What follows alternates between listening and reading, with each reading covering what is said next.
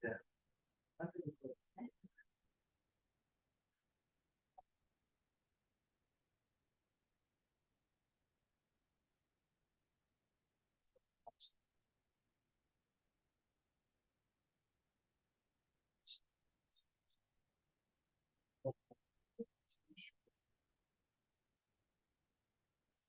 that's the question. Yeah, I might be tired. Yeah, I think that. Sorry.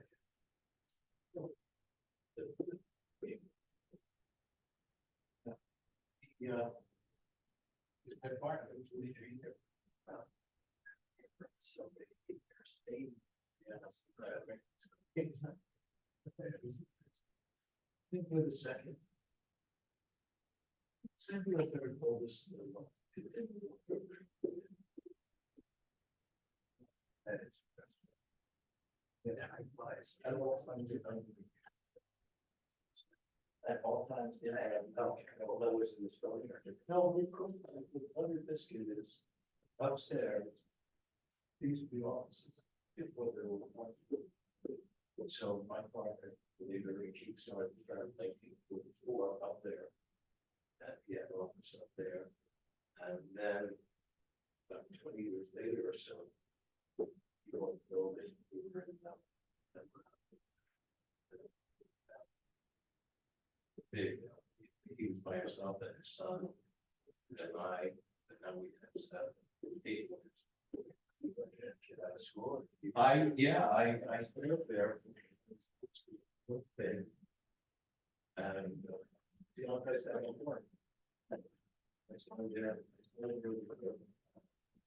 this next one. For the Coaster newspaper and Nestor Printers, you know, Yeah. is he gonna be? I believe he's right behind you. Oh, okay, so there's gonna be some kind of It's a award? proclamation. Oh, okay. So. Hey, Bill.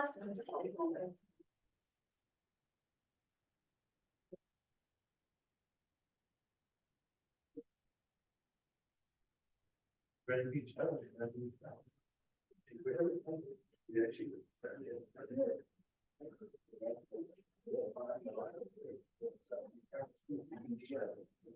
Hey.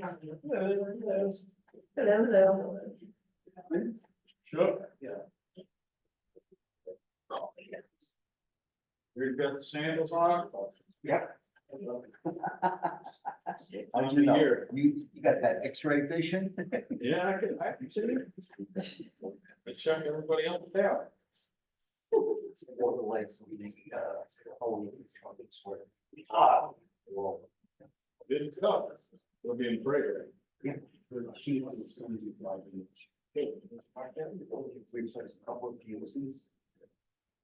And that one goal is, to reach, was to see, I really didn't want it. So we're all good, ready to go.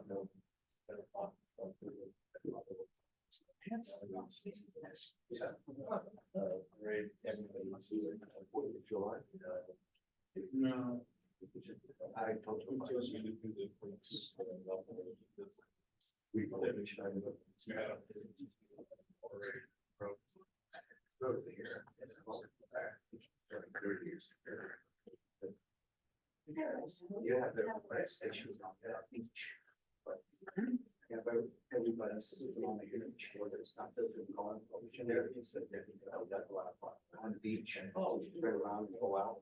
I'd be like, work on more, yeah, do hours of the day. Instead of everybody sitting on the ocean there. No, there's a hundred. Oh, he told me everybody's on the beach. Oh. Also on the beach, but. Oh, God. My friend's died for every time. Too many. Oh, Put it to you this way, I have a shoe room in my house. I think. I mean, I just. Yeah. Everybody's on the beach, yeah. All the X he gave you. The X's are on the beach. And then the number. And I have a lot of those stuff.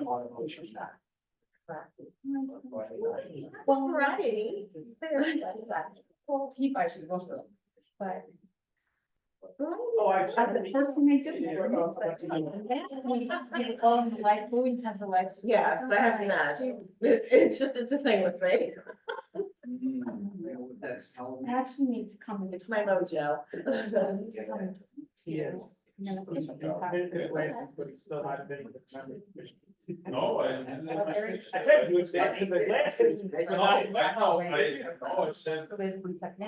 Rolling down because I. Yes. You know, we're seeing the- And we work on saying we are. Speaking of love. Somebody she passed away.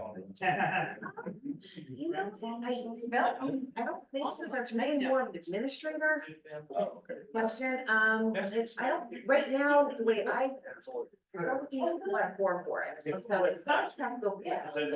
Or maybe the library since you want to do it. Well, I spoke.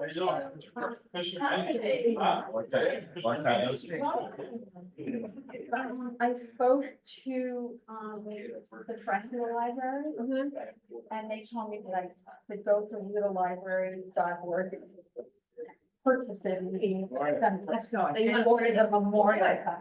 But I don't have anything to. Oh. Right. The older guy? Yeah, like I said, you'll probably just have some of them for approval. Probably have to go, might have to go for zoning, just I to would make think sure business. where you're putting it, and just make sure like. That's so cute, right? Right. Yeah, something Crazy, yeah. But yeah, he's, that guy, He's a character. oh, you get stuck, you all I get would stuck go there. through zoning first. He's great. So nice. talk. Run that by them. What you Yeah. want to do. Right.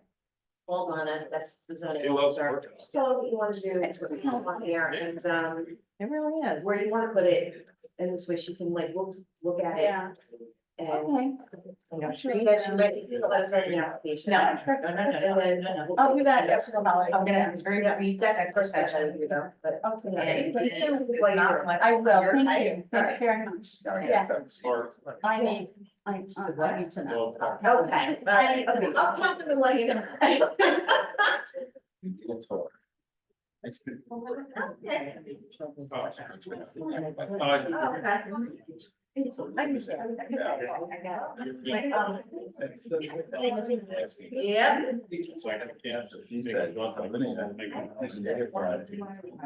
Oh, okay. That's one. Oh. So. Because that ordinance. Weekend, she said, well, I might have. Because there's signs over there at the same. Right, Uh-huh. She got so married. Yeah. Oh, shit. Yeah. And he said, well, yes. Yeah. You'll talk. I was walking down the sidewalk. Remember. They might run to the GM. Okay, because that's not, when I first spoke to her, when I first got, you know, which is perfectly fine. Maybe that, maybe. I didn't say that. Larry.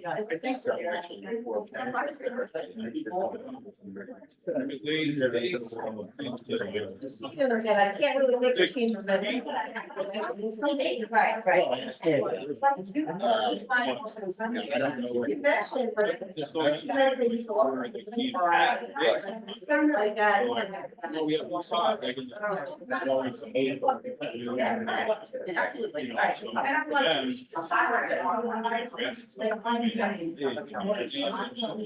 Right. It's a conversation we can have. And that, you know, it's art.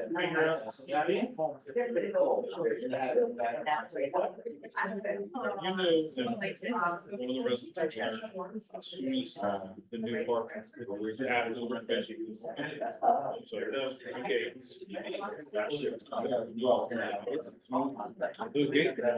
Right.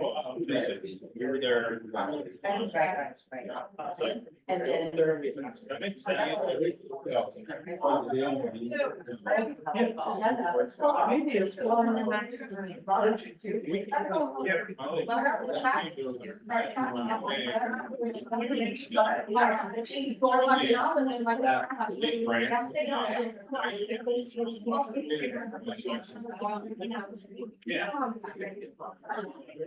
Good, I changed.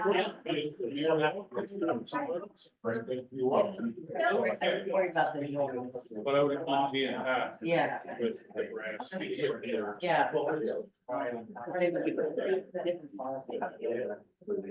Hey, hi. Typical Wednesday crazy. Right. It's like suddenly it's, you know. 6:20? Yeah.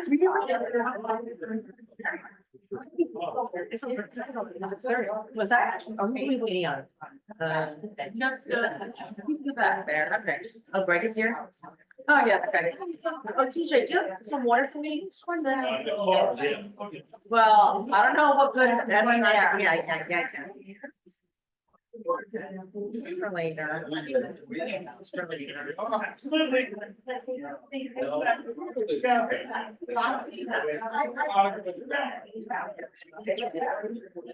Erica, how are you? Good. Tell me your last name. Is it Costich? KOSTY, Costich. Costich. I love Costich, but it's spelled wrong. Yeah. I never know. Yeah, I never attempted. my name was so much easier. What was your name? Beverly. Oh. That's what I still use on stage name when I do before. It does sound. Erica Pepper. Okay, so I know not everybody's here, but if everybody can just, Everybody who was here can sign. Council President, you are signing these down. I don't know if we're here tonight, but just in case. Stamp Larry. If they are here, should we call them up? yeah, I think that's nice, right? Yeah. Let's go stand Larry's meeting. Yeah, I'll stand on here. John's not here, so I can't, just keep an eye on me, make sure we keep everything legal tonight. Absolutely.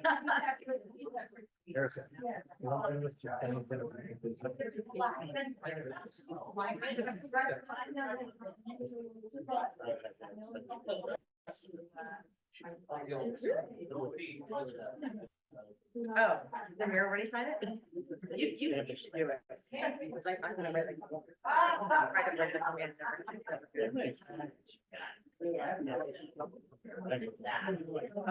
I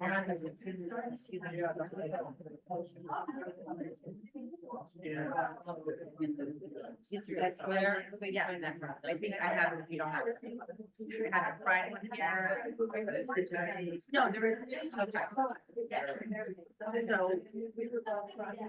I don't know if it's here.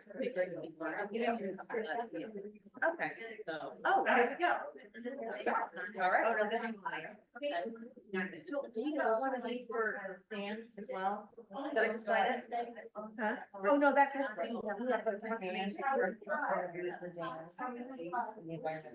no, that's certificate of appreciation. Yeah, sure. Yeah. Huh? There's one for, Yes, it's, oh, good. Okay, great. all right, what do you want the proclamation, you want to read the EMS one, it should be in your hands. We have that. Yeah, but You got that, okay. I don't want to read that. Here, you have that. Here, Al, you can have that one. Look at us. I have that one. Okay. Oh, definitely. Sounds like you're trying to be the one. There, I know, right? So funny. I got your email. Do we know if Greg Cannon's on his way? I'm not sure. No wonder why. Because I think we're gonna need him for executive session, right? Yeah, you will. Yep. I guess we could start and then. I want to sort of schedule. So.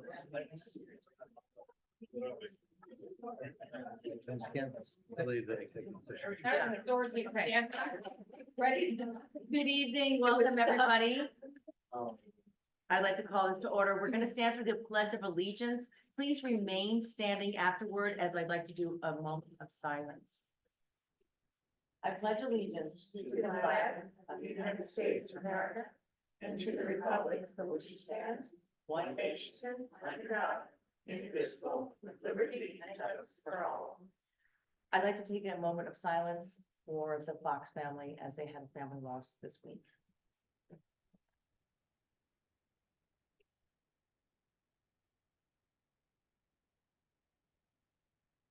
Thank you, everybody.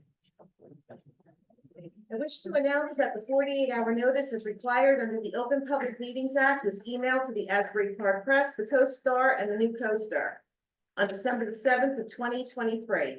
That a copy has been placed on the bulletin board in the borough office and that a copy has been filed with the municipal clerk. As a courtesy to the public, this meeting may be attended via Zoom. If for any reason the Zoom portion of this meeting fails or is disconnected, the in-person meeting will continue and action can and will be taken, providing there is an in-person quorum. Ms. DeNoble, Here. Mr. Gubatose, Here. Ms. Mahoney, Here. Mr. Weber, absent. Mayor Fox, absent. Yeah, they're actually excused, I believe, but. Okay, that's good. So I'd like to welcome everyone. This is the time that the mayor usually does his commercial announcement. So I will do it, but with my own version of it. First of all, I want to thank everybody for being here. I want to thank you for your time. I want to thank you for tuning in. You are our most valuable asset. And we need to hear from you. I welcome your comments. I welcome your questions. I think we all learn when we come here. I think we all grow when we come here. And we all have the same mission to make Bradley the best it can be. I want this to be a warm, welcome place, and feel free to come up and say anything you'd like. And again, thank you for being here. Next, I'd like to also introduce, I see a couple of new faces. I'd just like to introduce everybody. This is our municipal clerk, Erica Costas, just in case if you wonder how to say her last name. We also have our deputy clerk doing our Zoom. Her name is Michelle Willie. We have our acting borough administrator, Meredith DeMarco. We have our detective lieutenant, Terry Browning. And also we have someone attending here that has their first official meeting with a brand new title, Chief of Police, James Arnold.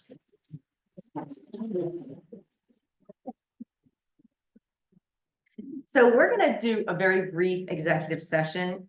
We have 45 minutes. I hope to make it a lot less than that. We want to get everybody home. It's a beautiful day. So I'd like to make a motion that we retire into executive session. We have to wait on Greg Cannon, but do I have a second? Second.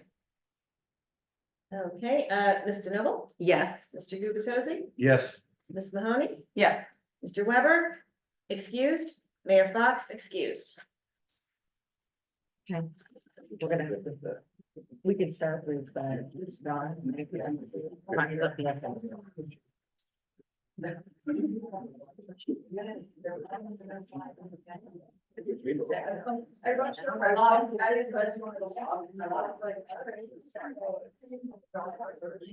Make sure nobody takes that. So I have these.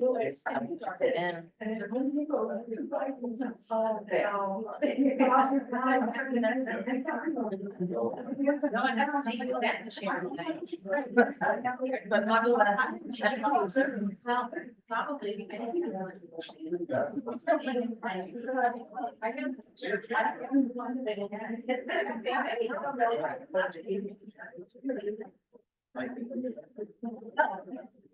Hold on. No. Yeah, no. They have it pretty much.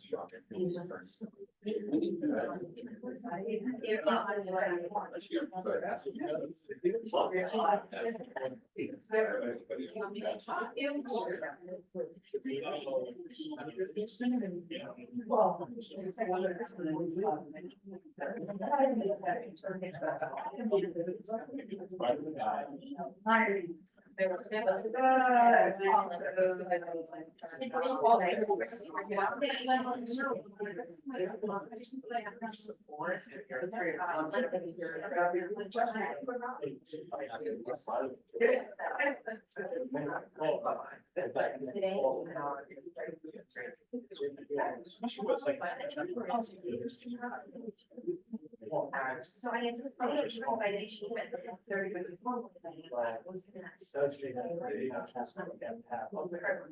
Other side. Years later.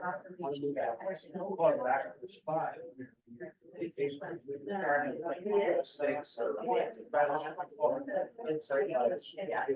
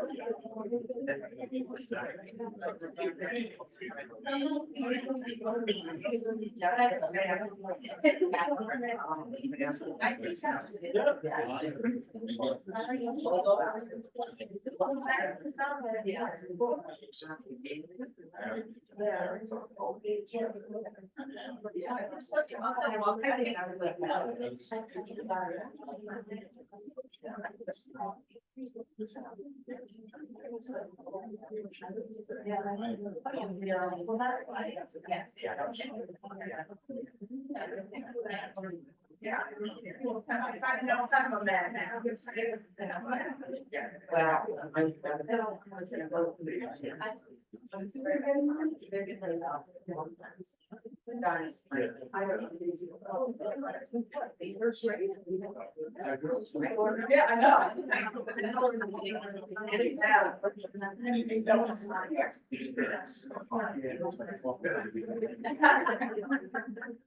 Yeah. Well, that's. Well, I.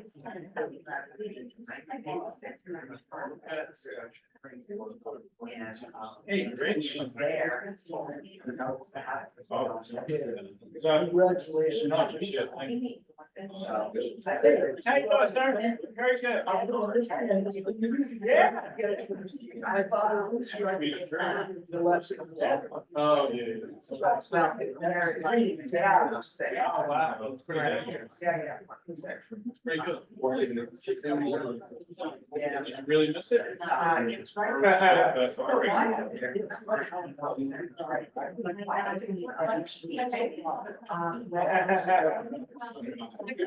So. I had a.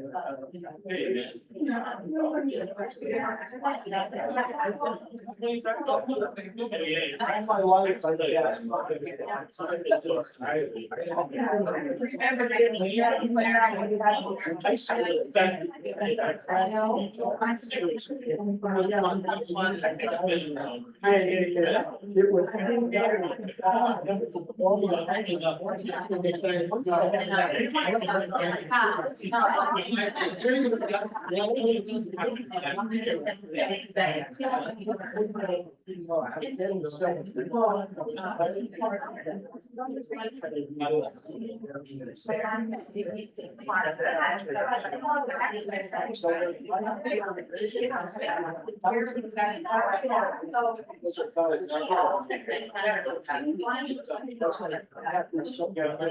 I don't think that's when we're wearing a hat.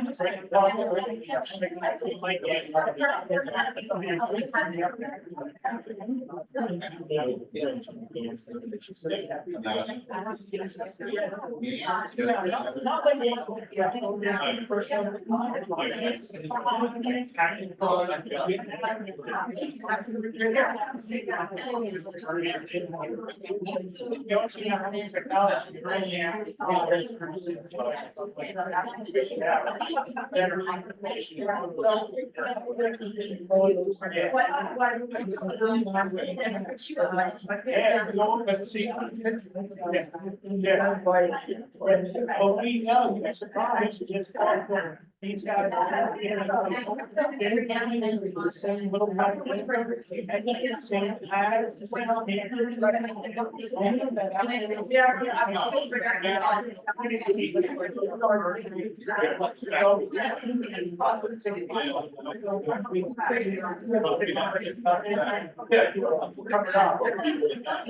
What they look like.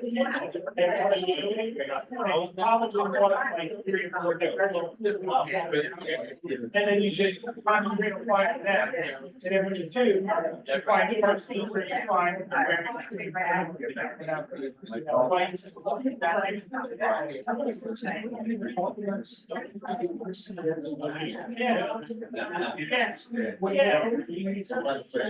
Don't know.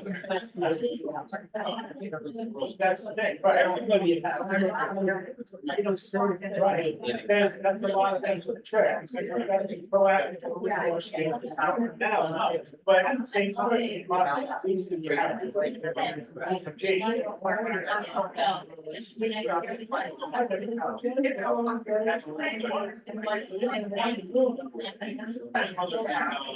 I would love that.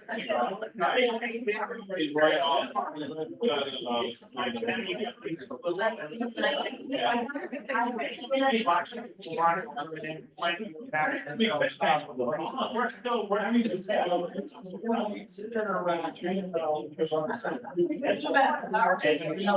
Yeah, oh, yeah, no, but everybody on the side, there's no. In our town, rare shell. It's all.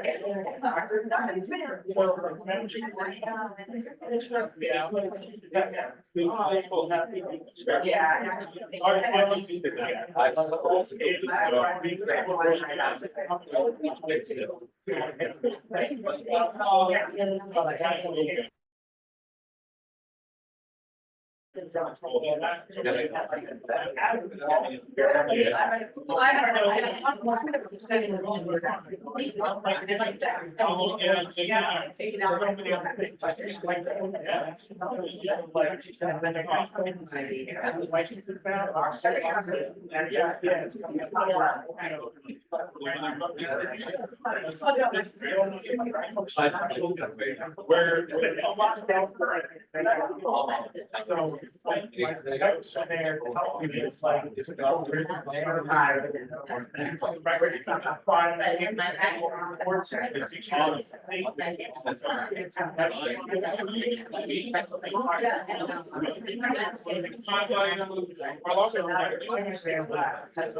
make sure.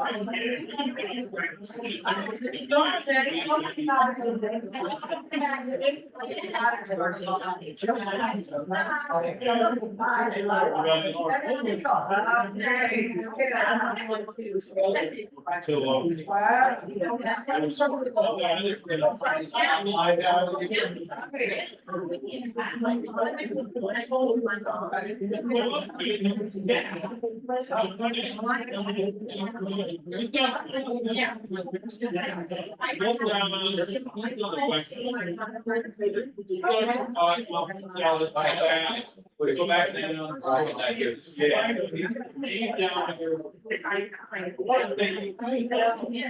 Somewhere around like.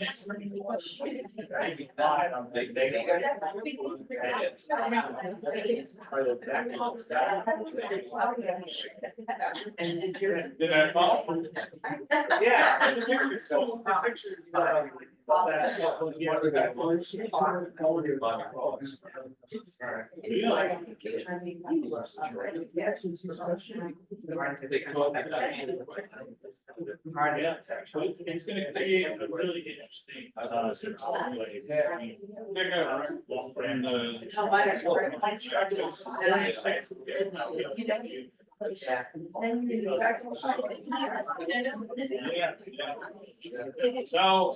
You're out.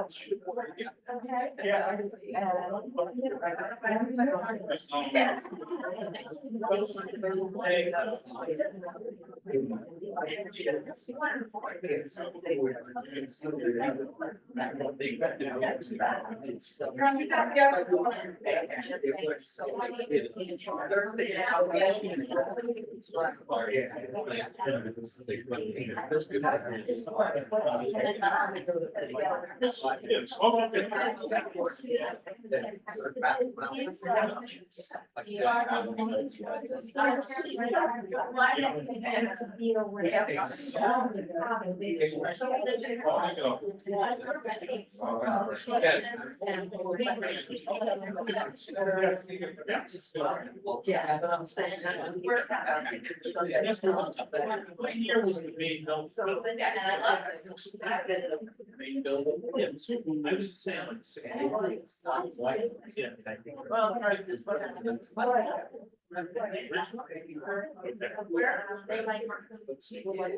Oh, go on, yeah. Well, that's.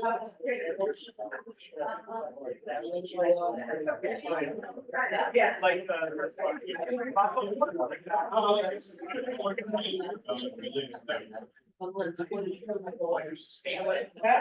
Then. Unless you do it all. Yeah. That's how.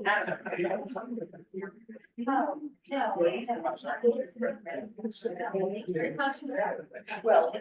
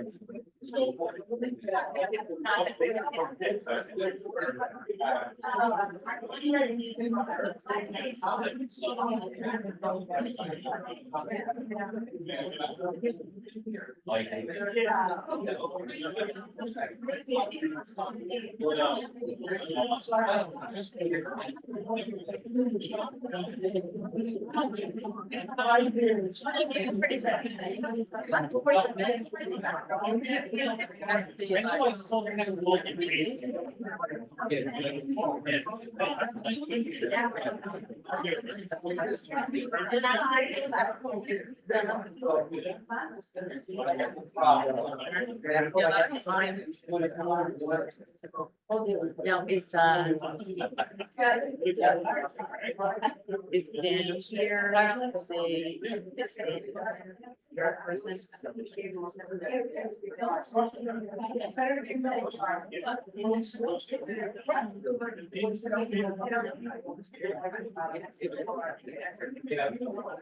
Okay. Oh, that's my face. Oh, okay. I was like, I know, right? What is going on with that? Okay, yeah. Now, let's wait on Greg Cannon, right? Yeah, he's still in the other room. Okay. I'm gonna go back.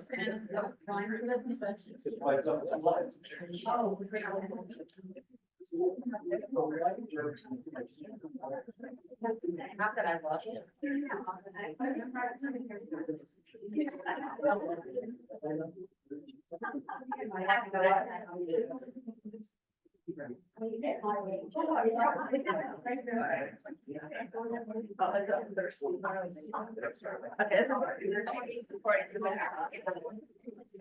I'd like to make a motion that we return to our regular public meeting.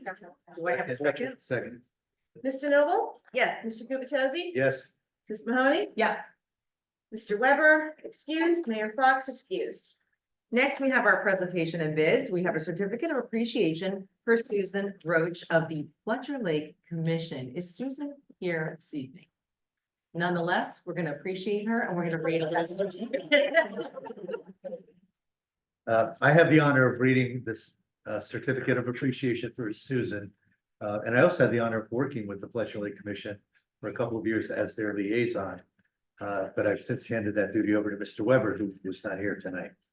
But this certificate reads, Certificate of Appreciation, the Borough of Bradley Beach, New Jersey, Susan Roach.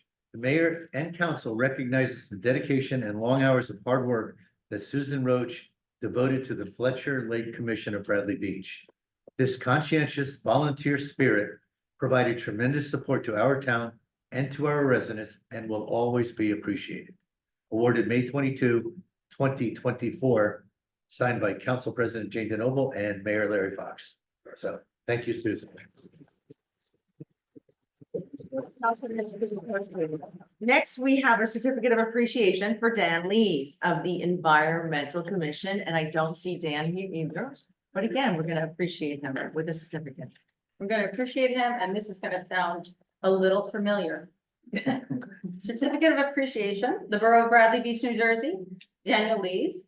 The mayor and council recognizes the dedication and long hours of hard work that Daniel Lees devoted to the Environmental Commission of Bradley Beach. This conscientious volunteer spirit provided tremendous support to our town and to our residents and will always be appreciated. Awarded May 22nd, 2024, signed by Council President Jane DeNoble and Mayor Larry Fox. Thank you, Councilwoman.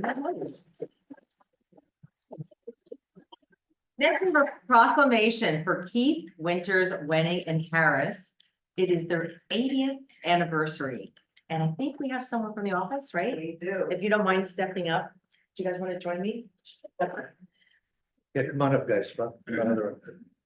All our partners, we just. All the partners. Everybody, we want to appreciate Partner everybody spouses. here, please. Please stand here. And so everyone see you. Wonderful, thanks for coming here. Oh, great, come on up. We have a press news, so people with interest. So this is the proclamation for the Borough of Bradley Beach recognizing the 80th anniversary of Keith Winters, Wenning, and Harris LLC. Whereas Keith Winters, Wenning, and Harris LLC was founded and established in Bradley Beach in 1944 and has been serving clients throughout New Jersey for 80 years. And whereas Keith Winters, Wenning, and Harris LLC is built on providing personal service to clients and a commitment to the highest quality of professional conduct. And whereas over the years, Keith Winters, Wenning, and Harris LLC has earned a reputation by staying abreast of changes in law and new solutions to provide the best representation to all of their clients. And whereas Keith Winters Wedding and Harris LLC has remained focused on personalized attention, outstanding service, and a commitment to being a good neighbor. And whereas Keith Winters Wedding and Harris LLC will continue to provide quality customer service and deliver trust to their clients and the community for generations to come. And now, therefore, we have resolved, the governing body of the Borough of Bradley Beach does hereby recognize the 80th anniversary of Keith Winters Wedding and Harris LLC in the Borough of Bradley Beach.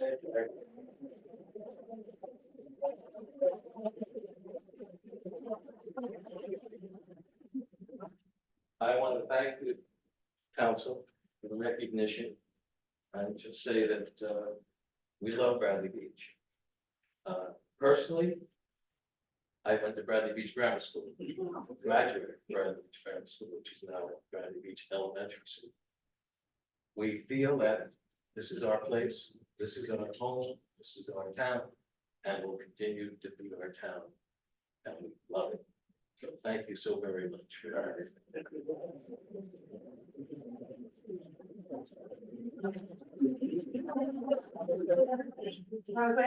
Yeah.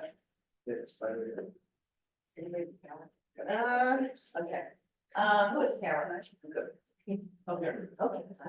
Oh, Paul, good. Yes, I'm going to hear it.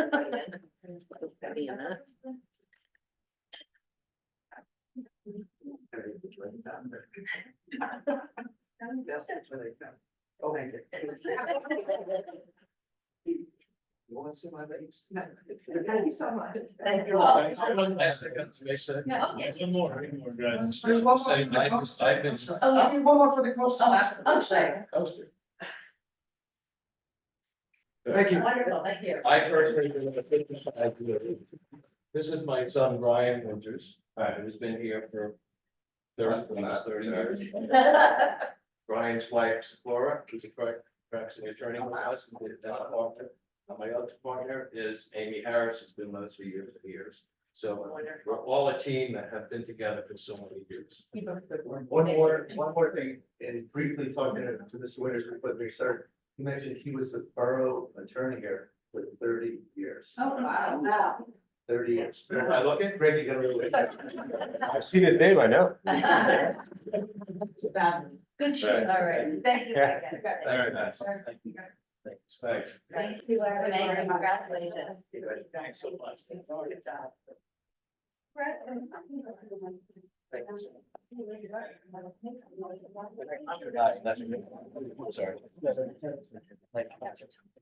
Oh, yeah. That's why you're Thank you. Okay, next we have a proclamation for Pride Month, and that will be read by Councilwoman Mahoney. Whereas the governing body in the Borough of Bradley Beach recognizes and proclaims the month of June 2024 as lesbian, gay, bisexual, transgender, and queer questioning and plus LGBTQ plus Pride Month. And whereas all human beings are born free and equal in dignity and rights, LGBTQ plus individuals have had immeasurable impact on the cultural, civic, and economic success of our country. And whereas the Borough of Bradley Beach is committed to supporting visibility, dignity, and equality for LGBTQ plus people in our diverse community. And whereas while society at large increasingly supports LGBTQ plus equality, it is essential to acknowledge that the need for education and awareness remains vital to end discrimination and prejudice. And whereas this nation was founded on the principle that every individual has infinite dignity and worth, and the governing body calls upon the people of this municipality to embrace this principle and to work to eliminate prejudice everywhere it exists. And whereas celebrating Pride Month influences awareness and provides support and advocacy for the LGBTQ plus community and is an opportunity to take action and engage in dialogue to strengthen alliances, build acceptance, and advance equal rights. Now therefore be it resolved that the governing body hereby proclaims the month of June 2024 as Pride Month in support of the LGBTQ+ community. This day, May 22nd, 2024. Thank you very much. One more proclamation for EMS week. That's a minute. Yeah, and do we have any of our first aid volunteers in the audience? I don't see anyone. They're always working. I guess we don't. But as most of you know, we have a 100% volunteer first aid or EMS squad, as well as 100% volunteer fire department. And none of us can say enough good things about these two groups. But we do have a proclamation for the Emergency Medical Services Week proclamation. Whereas emergency medical services is a vital public service, and whereas the members of the emergency medical services teams are ready to provide life-saving care to those in need 24 hours a day, 7 days a week. And whereas access to quality emergency care dramatically improves the survival and recovery rate of those who experience sudden illness or injury. And whereas emergency medical services has grown to fill a gap by providing important out-of-hospital care, including preventive medicine, follow-up care, and access to telemedicine.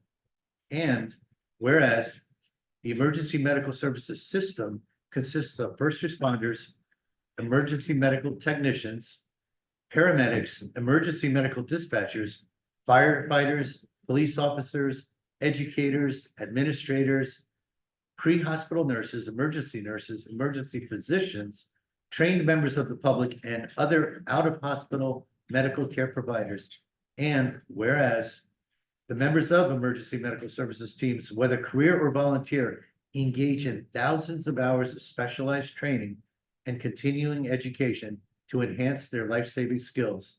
And whereas it is appropriate to recognize the value and accomplishments of emergency medical services providers by designating Emergency Medical Services Week. Now therefore be it resolved, the mayor and council of the Borough of Bradley Beach do hereby proclaim the week of May 19th to May 25th, 2024 as Emergency Medical Services Week, dated this 22nd day of May, 2024. And we will all sign this shortly. Thank you. Thank you to our EMS team. Absolutely. Next, we have the approval of the minutes. I'd like to make a motion that we approve May 8th, 2024 council business meetings minutes. I have one minor. Do I have any? I'm sorry, comments? Erica. Go ahead. I saw right before I came. Right before I came. We like to give Erica advance notice, so we don't have to do this, but there's a particular vote where I know the mayor voted no, but he's listed as an I, A-I. Okay, So yeah, I think it was the change of form of government. okay, So if you want. Not a problem, I will take care of it. Okay, okay. So with that change, Mhm. I make a motion that we approve the May 8th council business meeting minutes. Do I have a second? second, yeah, third, Mr. Noble, Yes. Mr. Gubatose? yes, Ms. Mahoney? Yes. Mr. Weber excused. Mayor Fox excused. Okay, any comments or notes on the executive session minutes? No. Okay, I'd like to make a motion that we approve May 8th, 2024 executive session minutes. Do I have a second? Second. Mr. Noble, Yes. Mr. Gubatose? yes, Ms. Mahoney? Yes. Mr. Weber excused, Mayor Fox excused. Next, we have public comments. These comments will be pertaining to the 5/22/24 agenda items only. Additional comments can be at the end for other things. Yes, it's just yes. Please remember to state your name and address. Yes. Eileen Shishis, 112 Fourth Avenue. I have questions regarding the bill list.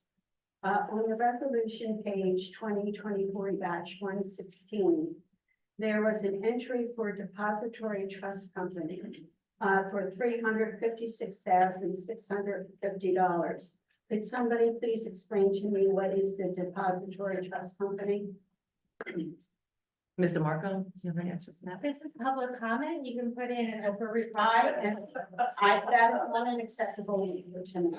I've been a taxpayer here. I'm asking a question about how my money is being spent. And quite frankly, you and I have known one another for a very, very long time. You were a lovely lady, you are a lovely lady, excuse me, I'm sorry, I mean to correct that.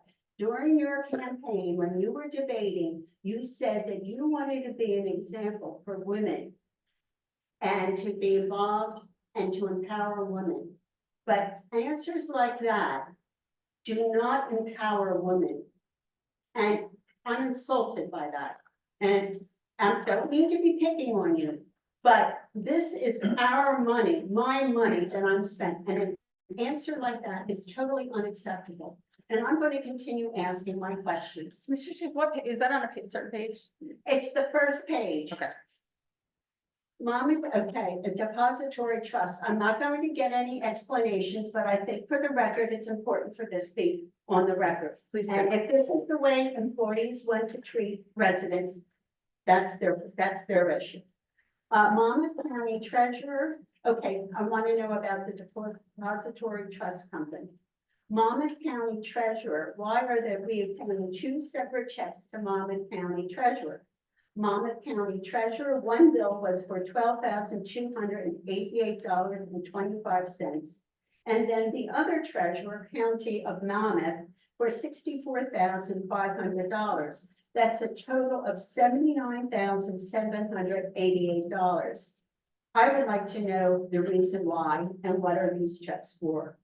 I would like to also discuss the Memorial Day Parade. To date, the Memorial Day Parade has cost the borough $12,501.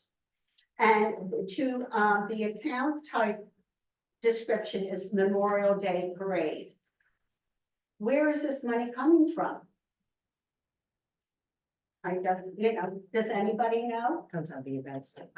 Yeah, I mean, it's typically charged, as far as we know, it's charged to the events bucket and. But it doesn't say that. It says Memorial Day Parade. Meredith, do you have an answer for that? It's their own accounts. It's similar to the tourism trust. Okay, so when they have money from the vendors, they put it into that account Correct. and The vendors pay for the parade. And do we know how much money we have collected so far from the vendors? do you have a I total? don't off the top of my head, no. Okay, And will the residents have a report on the revenues collected by from the vendors and the overtime for the police and public works and the dump charges? is that accessible by the public? Through over request, correct. You'll have to open that as well. Okay, thank you, Robin. Page 16 of the bills list. Propco Inc., roof repair for Biazi and municipal. The accounts payable was $68,000, $68,800. And then ordinance 2021-25, various capital improvement, $77,600. So it's a total of $146,000 and $146,400. And for the Biazi Center and the municipal building. And my question and my concern, is this a final bill for the repairs and the remediation of the Biazi Center? And when will the taxpayers learn the total costs of the repairs and remediation to the Biazi Center? And then finally, page 22, Victoria Finn Esquire. Special litigation expenses, $7,458. Service through February 26, 2024. Is this the mayor's attorney? Yes, it was. Okay, if so, should taxpayers pay for his attorney fees? And for the record, I will pass this on to everyone. I just want to follow up with the roof repair. Meredith, was this the repair that was done recently or was it the whole? package? From about a year ago. Okay, so February now. they're just paying it now. Okay, Ms. Chisius, did you hear that? This is the roof repair that was done about a year ago and it's just being paid now. You asked about that. So it's not a new issue. It was the one that was. Right, before. but they're still paying bills for the remediation and the repair of the building. I think this was from the previous work done. It wasn't recently. It was not.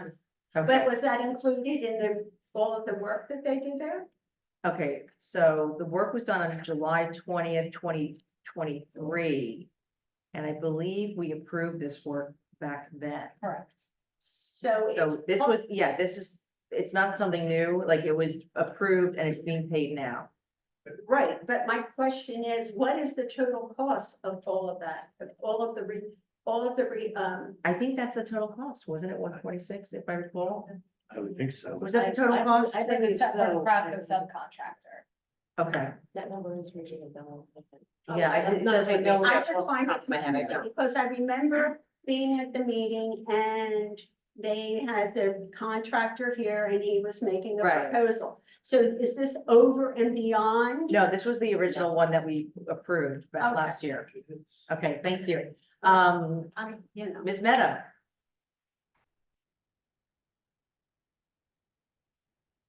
And thank you for your questions and comments. Thank you. You're welcome.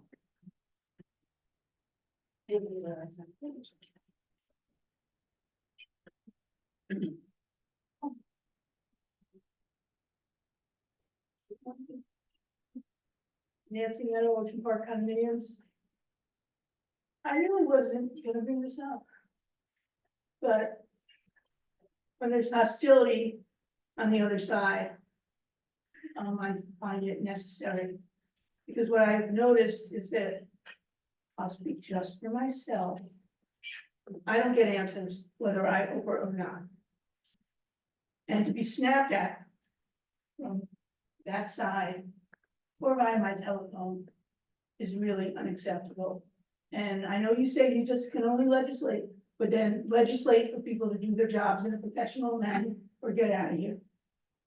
So with that being said, regarding the Flynn bill, which may I say, says it's through 2/26. And we know that there was a hearing as well as decision after that. So I connect the dots that that is not the final Flynn bill. Now, the first Flynn bill, which was not approved for payment in the meetings, I did Oprah. That's what I was told to do. And this is the statement which I've read before. This letter is to serve as a reference. There are no records for your request as per the finance department. Again, I repeat that I did not know we had a finance department because the calendar and the website, when you look at departments, doesn't pop up. And as someone who's been in accounting departments, or even just have my own little basket of bills I've paid or not paid. When I don't pay something for a reason, I have marked on it the date, the circumstance, what has occurred. So again, I wonder, because the first Flynn bill was for 7710, this one was for 7458. So I'm not gonna Oprah again. What happened to the first bill? Do we still owe it? Who paid it? That was all in my Oprah request, but we have no records for the finance department. So with that being said, and since we know this is not the final Flynn bill, I would suggest they don't pay this Flynn bill. Along with so many others. You are the stewards, I used to say it all the time, you're the stewards of your money, wasting. We were told we were gonna start austerity program, $12,000 on the Memorial Day parade. We don't charge that much for those tables. For anyone to think that we break even there, no. And we are never given a P&L. And we're never even given a review to discuss what parts of the parades or events were successful, what wasn't. So I just really say to you, and I'm not gonna go through the whole list. You go through the whole list and you pull off one by one things that should not be paid. But again, as I've said previously, it needs to start with the purchase order. That purchase order and the signature on it is our contract and our commitment to our vendors. So someone I know who's not supposed to sign contracts admits that he signed them. You've got problems. And again, as I say, I don't know how to right the ship. So any suggestions that you can do. Any legislation that you can do needs to be done. We can't go through this every month now that we don't do it as a team. It is my money and I feel like it's being stolen. And if it's being given away, I have a list of my own personal nonprofits that I'd be more than happy to give it to. Thank you. Good points. Thank you, Ms. Mena.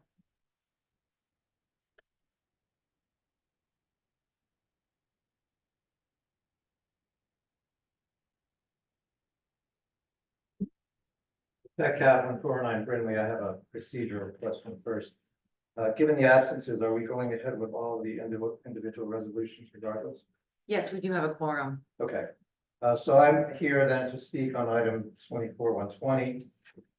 A resolution which supports pieces of state legislation that if made law will gut the state's Open Public Records Act. This supposed reform law, that's how it's being pitched, is such a threat to open government that it's been picked up not just across the state, but in national media.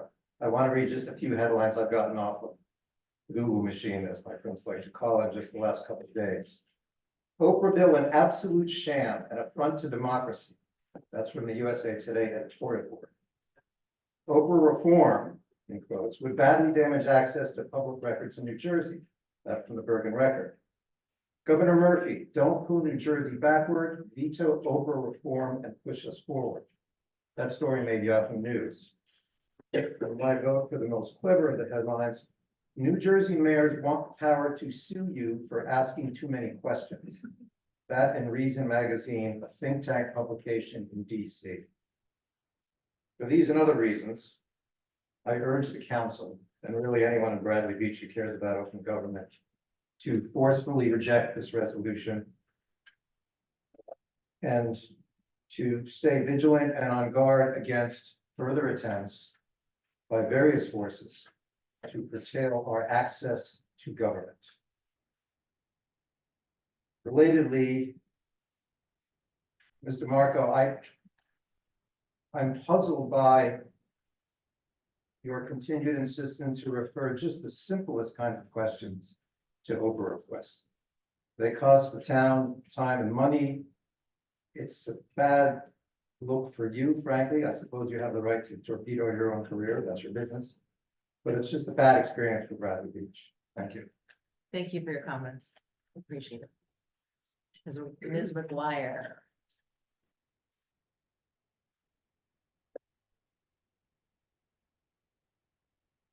Hi, Virginia McGuire, 610 Brindley Ave. I wanted to echo similar comments up here. I asked the council please to not vote Vicky Flynn's bill through.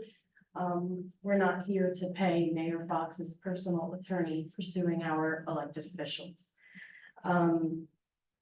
Also, please, to echo what Mr. Kaplan mentioned, please vote down the Open Public Records Act resolution.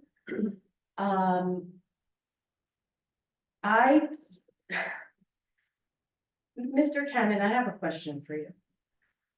When it comes to taxpayers' money, and we ask questions about how it's being spent, are we supposed to vote for that, or is that information that should be readily available to us? I mean, the Oprah statute speaks directly to that kind of information. The borough actually has to turn it over faster than 7 days. It's readily available in the system. You know, I mean, look, it's a matter of preference about how your government runs, right? It's not really the right answer. You know, Oprah specifically has a mechanism to obtain information, so it's certainly not an incorrect route. Okay.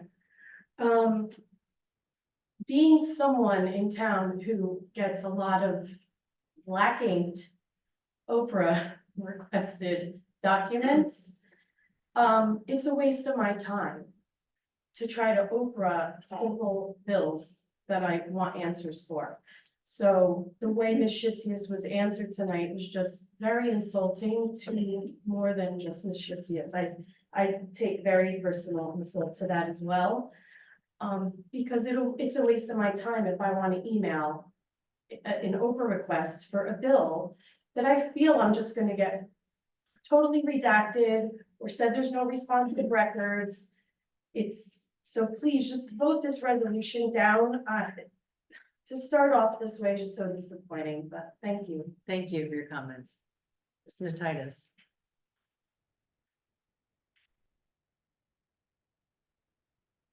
Julie Titus, 605 North Avenue. I have been asking repeatedly at the council meetings. I know the introduction for the budget 2024 is to be read in by title only. Has the council been given access to the CFO to date yet? No, we have not. Okay, then I request that the council vote no into the introduction of the budget. Thank you. Thank you. Any other? Yes, Mr. Cohen. Thomas J. Cohan, 612 Third Avenue. I echo the comments about Ms. Flynn's bill for Mayor Fox's personal attorney. He should pay his own personal attorneys. I paid mine, he can pay his. Okay, and on this, the budget, if you have not gotten access to financial real numbers, not this mumbo jumbo, you should definitely vote no on that. That would be my recommendation. This whole thing about Oprah, I've filed suits against the town for the 50-60% redacted documents I've gotten. I had to give my attorney the retainer. Okay, I won the case. My attorney was then reimbursed by the town. So, but the town lawyer gets paid to review it. He gets paid to defend it in court, and then he gets paid when he loses. So it's also embarrassing that the business administrator, everybody complains there's too many Oprahs. That's why we're doing this thing, and then we're told to do Oprahs. It's really absurd. But I'm not optimistic that Governor Murphy is not gonna sign it. I would appreciate you to advise him not to, because, you know, working for Goldman Sachs, he had to work under the guidelines of FINRA, the Financial Industry Regulatory Authority, which protects investors and market integrity. He also had to work under the Securities and Exchange Commission, which protects investors and maintains a fair, orderly market. Okay, well, now that he's at the top, he can gut this thing, and there's no controls. There's nobody representing us. Okay, this is not public government. They're creating a private government. It's not for the people, it's for the politicians. It's really embarrassing. The only good thing is that they're taking away the anonymous part, because that was comical on its face. But it's gonna scare people, because you'll have to pay your attorney. If you don't get the documents that you're supposed to get, you're gonna have to fight to get them by paying your attorney. People don't wanna write checks. They assume that government is gonna protect them. Unfortunately, they're delusional. So no one's gonna write the $2,000 check for the container.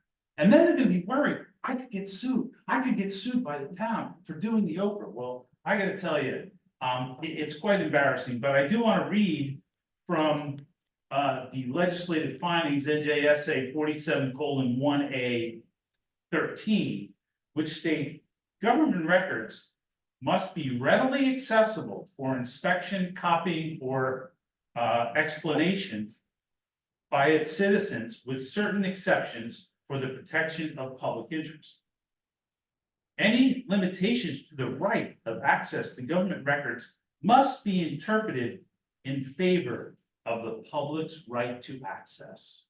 Okay, that's from legislative findings. This is horrible, and is really a black eye for New Jersey. So I would appreciate it on those three items, the Vicky Flynn thing, if you could remove that. Vote against this budget, and let's let the state come in here.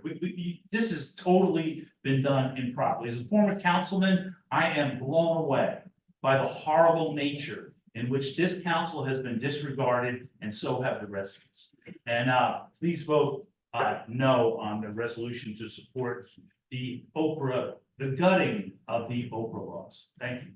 Thank you for your comments. Anybody else? Anybody on Zoom? Okay. Ordinances, we have none. Introductions, none. Adoptions, none.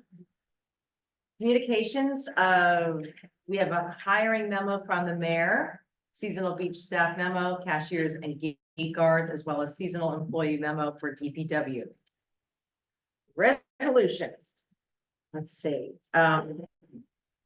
Let's see, does anybody want to do both these out separately? The consent agenda. Memo wasn't on mine. What's that? Memo, I didn't find the memo online. Oh, okay. It was, I have it here. Let me see. Was it online? Is it shared with the public? Yeah. The memos were posted with the rest of the documents on Friday. Our clerk says the memos were posted. But it's a list of hourly rates. I can save it for you. Okay. Okay. So consent agenda resolutions. I'd like to discuss the list Okay, separately. all right. So let's go, we'll do that last. Okay, so 2024-117, approval for the Bradley Food Pantry, Inc. to conduct their bocce tournament for Sunday, July 14th, 2024, from 3 to 7 p.m. Do I have a motion from the council? Actually, Jane, you Yeah, read all the. Oh, I do, I'm sorry, I'm gonna do all three, you're right. Do a motion to remove 116 first and then, Okay. yeah. Okay. We'll move it to individual. Yeah, sure, okay. I'd like to make a motion that we remove the 2024-116 bill list, May 22nd, 2024. And do I have a second? Move it to individual. Individual, thank you. Second, Mr. Noble, Yes. Mr. Gubatose, yes. Ms. Mahoney, Yes. Mr. Weber excused, Mayor Fox excused. Okay, I'm gonna continue on with 118, approval for the Bradley Food Pantry to conduct an on-premises 50-50. I had a little dental work today, so please bear with me. I'm getting a new crown. It was a disaster. Okay, approval for Bradley Food Pantry to conduct an on-premises 50-50 cash raffle for Thursday, June 20th, 2024, from 6 to 9 p.m. And then also 2024-119, approval of a 50-50 cash raffle license application for A Paddle for Hunger, a vendor of the Jersey Fresh Market event in Riley Park on Saturday, July 6th, 2024. Do I have a motion to approve? Make the motion. Oh, okay, I'll make the motion. I'll make a motion to approve these resolutions. Second, Mr. Noble, Yes, Mr. Gubatose, they just Yeah. now. Ms. Mahoney, Yes. Mr. Weber excused, Mayor Fox excused. Okay. You can't do giggles with me. I know, because here we go, I know. can't Stop now. Focus. Okay, bill list. yeah, comments for the bill list and there is one specific fee I'm going to dig into a little more, but I wanted to just make a couple quick comments. One, I continue to notice, and Mr. Cannon and Meredith, Ms. DeMarco. I just want to make sure that we're all on the same page regarding professional services, because the council a year or so ago, a year ago, I guess, voted to reduce our professional services bid threshold to the $4,000. And none of us are tracking cumulative expenses, and none of us, as amounts show up on our bill list, none of us necessarily know. Descriptions might help, but we don't necessarily know if these are expenditures that tie to a prior authorization, for example, sewer workers or outflow pipe work or so forth. So, there's large expenditures for example, CME. And as a council, we don't really have, we have our memories, and we can certainly ask Ms. DeMarco a lot and probably weigh her down. But we don't really have a good mechanism to help us identify when something's a new procurement, a new purchase. I'm not asking for an answer, but a simple example is Acacia. We have a $1,910 charge. And I was wondering to myself, would that put us over the bid threshold if there's already been $2,100, might in fact put us over the bid threshold. So I'm realizing we set that bid threshold for the public to make sure we did whatever we could to curb spending in that space, in professional services space. There's another, I'm going to follow up on a couple of these, after the meeting, but there's another $6,019 charge to Ellicott Network Consultants. And I know that that's our IT consultant, but my recollection is there was a relatively I thought, reasonable annual fee that they bid, entering the year. And perhaps this is just one payment towards satisfying that fee. But again, I don't know, and it's a very odd number. I wondered if perhaps we hire them to do additional work. I would just humbly remind the councilman that if somebody has been awarded, for example, CME is our engineer. Right, The IT provider is currently on holdover status from his 2022 contract. correct. So they all have been approved and met the. But for example, if his contract is, I'm making this up, at $20,000 for the year. And I'm making that up, it could be Well, 10,000. his specifically is on a 2020, he's on a holdover status, so that vendor in particular, this does not apply to because the council approved them to be our IT provider and then. For an they're- annual fee, right? Correct, but they're on their old contract because they are on holdover status, just like Mr. Cannon is on his old contract, because he is on holdover status. Is Mr. Cannon allowed to bill the borough separately for work he does in legal defense? He's, I yes. have been, yeah. And, I mean, there's a number of professionals that essentially work on that basis here. and although you're a Oh. holdover, when you do that extra work, does the council not have to approve you? I usually keep my fingers crossed. So that is my question. Do They we- go I mean, they over- do, but I mean, at the end of the day, look, I know there's a lot about this, about this plan, and I understand that, but in many ways, by the time the bill is on that list, it's a claim against the municipality. So, if you don't want to pay Ms. Flynn, the answer is don't hire Ms. Flynn really at the beginning. And Understood. and I know that everyone's on that decision, what have you, but we can debate that all night. But, the bill list is really a roster of the items that have already really been incurred. So Mr. Gannon, my understanding, and this is why I'm raising this for. I'm sorry, can I go one step further for you?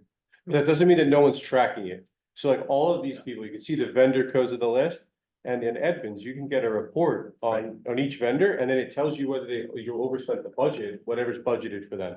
So at this point, in theory, if everyone here was getting along and everything was running smoothly, yes, you'd be able to have, many different things, but we have the professional services work chopped up to the point where not really, almost no one's over the bid threshold. So you're really working on just a budget basis. And so, I know that's not the answer that you probably want to hear, because I think you're driving at how do we keep track of this and how do we get a handle on it? But the answer is really all agree as a governing body as to who to use for what and when, and not sue each other and things like that. Okay, Overall, correct me if I'm wrong, that's really what we're doing. We're operating on a budget basis. But in a well-operating town, yes. The Okay. resolutions tied to the encumbrances, tied to the bills, and you could probably track it all back like a jigsaw puzzle and fit it all back together. But no, that's not the way this borough is currently operating. More importantly to me, I think Mr. Gubatosi's question, no, if somebody's coming on in a professional service, that needs to be approved by council. And. Only if it's over the bid threshold though. No, well, 4,000 is our limit here Bid in threshold. Bradley Beach. thank you. Yeah, I guess the- And even though we're not a well-oiled machine, Mr. Cannon, thank you Yeah. for pointing that out. We as a council, we've had residents in the room tonight say, council, we know you can only legislate. Well, that's true, we can only legislate, and when we legislate a bid threshold at $4,000, we do that because even though we're not well-oiled, we want to know when expenditures are exceeding that amount. The only person authorizing that would be the mayor or, the QPA perhaps. But we don't, not one item on this bill list has anyone ever come to me to authorize. And I don't disagree with any of that. I'm not telling you if that's an amazing way to be operating here, and I'm sure, I'm sure the mayor loves operating as the administrator of the town. But my point is that, think as a practical matter, think of, you have Mr. Collins, who's now representing the council against the mayor. If one or the other could cut off the other's bills, then that lawsuit really wouldn't have come to fruition. So, I mean, what I'm really driving at is I understand what you're saying technically, and in theory in academia and in places that are operating more smoothly, yes, that is exactly how it works. But here, this is a very unique circumstance, and so, I don't know, does the council have authority to disprove the mayor's bills? What would Judge English say about that? The answer is, sitting here, I don't know, I've never been faced with that situation before, so Yep. I do agree that you're describing ideal best practice municipal operations, but I don't think that's what's happening My, here. my very simple understanding is the CFO should understand what the bid threshold is and should not be approving purchase orders over the bid threshold, because he should know that he needs council approval. That's my simple understanding. Correct, and that is being followed. Okay, because if some of these Yeah, invoices. all the boxes have to be checked in Edmonds for the check to be printed, so yes, that it is happening in some regard. Okay, so maybe we're better oiled than we might have thought. Yeah, I didn't mean to give you the impression that it's all willy-nilly, but I mean, you know. Right. You're in a difficult spot, people No, on I- opposite sides of an aisle, so. Ultimately, we have a job to do, and all we're trying to do is our job, and we're trying to curb or control spending to the extent possible. I mentioned Ellicott Network on page 7 for $6,000. There continue to be fees for Mr. Bernstein. I know he's a holdover. I presume he's also, and he did absolutely submit a proposal. But at some point, when he exceeds 4,000, I know he has, I would think that should be coming to the council for. 44,000, so when somebody's on holdover status, it's not the 4,000 anymore, they're on their old contract, it's not a new contract. Okay, so the local public contracts law means nothing, even though they're a holdover. I mean, because they're holdover. So that's the conundrum of Judge English's decision from August of last year, right? He essentially said that you have to comply with the local public contracts law, which she just recited, but these other parameters really don't apply. Okay, now my. And so then the question becomes, who do you apply that to? Yeah. Okay, well, let's use Mr. Bernstein just as an example, not trying to pick on him. But my understanding of local public contracts law, we hit 44,000 bid threshold. It's based on an aggregate of their fees. Is that correct? Correct, with Bernstein's and Associates too, there's, we like to do things complicated here. So there are Oprah attorney and there are labor attorney. Exactly. So once they get to the 44,000, like in our labor attorney, I can no longer use them as our labor attorney for the year. We have to go to conflict, we have to go to Mr. Cannon, we have to go somewhere else. So that's the threshold limit as a holdover, somebody on holdover status. Unless we were to approve it, of course, right? Yeah, if you approved it, and then it would be then you'd be approving their new contracts. What about for Oprah? There's no dollar amount in the contract. Is it also It's the 44,000? same thing as the 44,000. And he's probably well exceeded that certainly last year, I would think, for Oprah. Yeah. He's probably coming up on that now. I don't believe he exceeded four. Mr. Bernstein always seems to come in right at, Okay. I want to. as do most of our attorneys. So for the benefit of the public, I personally would just want to do a better job keeping an eye on this. I do actually, a few residents commented on Attorney Flynn's payment of $7,458. I've stated this before, and I'm gonna state it again, that I do not think that Attorney Flynn's fees related to the lawsuit that the mayor brought against his council should be funded by taxpayer dollars. I have personally paid for private attorneys when I wanted to challenge our attorney's opinions, not once, but twice. I've never sued the borough, but I have asked for outside legal opinion to challenge Mr. Cannon or Mr. Bernstein. In the case of the mayor's lawsuit, this suit did not benefit taxpayers. It benefited the mayor. The mayor won a portion of the suit and he lost a portion of the suit. The borough's taxpayers should not fund these efforts to sue the borough. In fact, this council strongly believes that we could successfully appeal the portion of the recent decision that favored Mr. Fox. Our attorneys tell us that we would have a very good likelihood for success. However, while we believe our actions to modify our own ordinance language were legal, we do not plan to spend taxpayer dollars to pursue this outcome.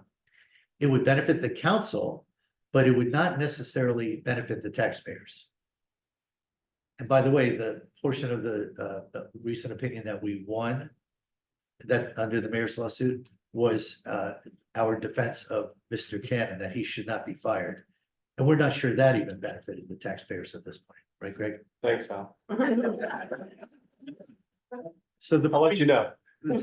So, and of course I jest, we Many of us love Mr. Cannon. However, the point is, anyone who wants to sue us, including me, we can. There's nothing stopping us from suing.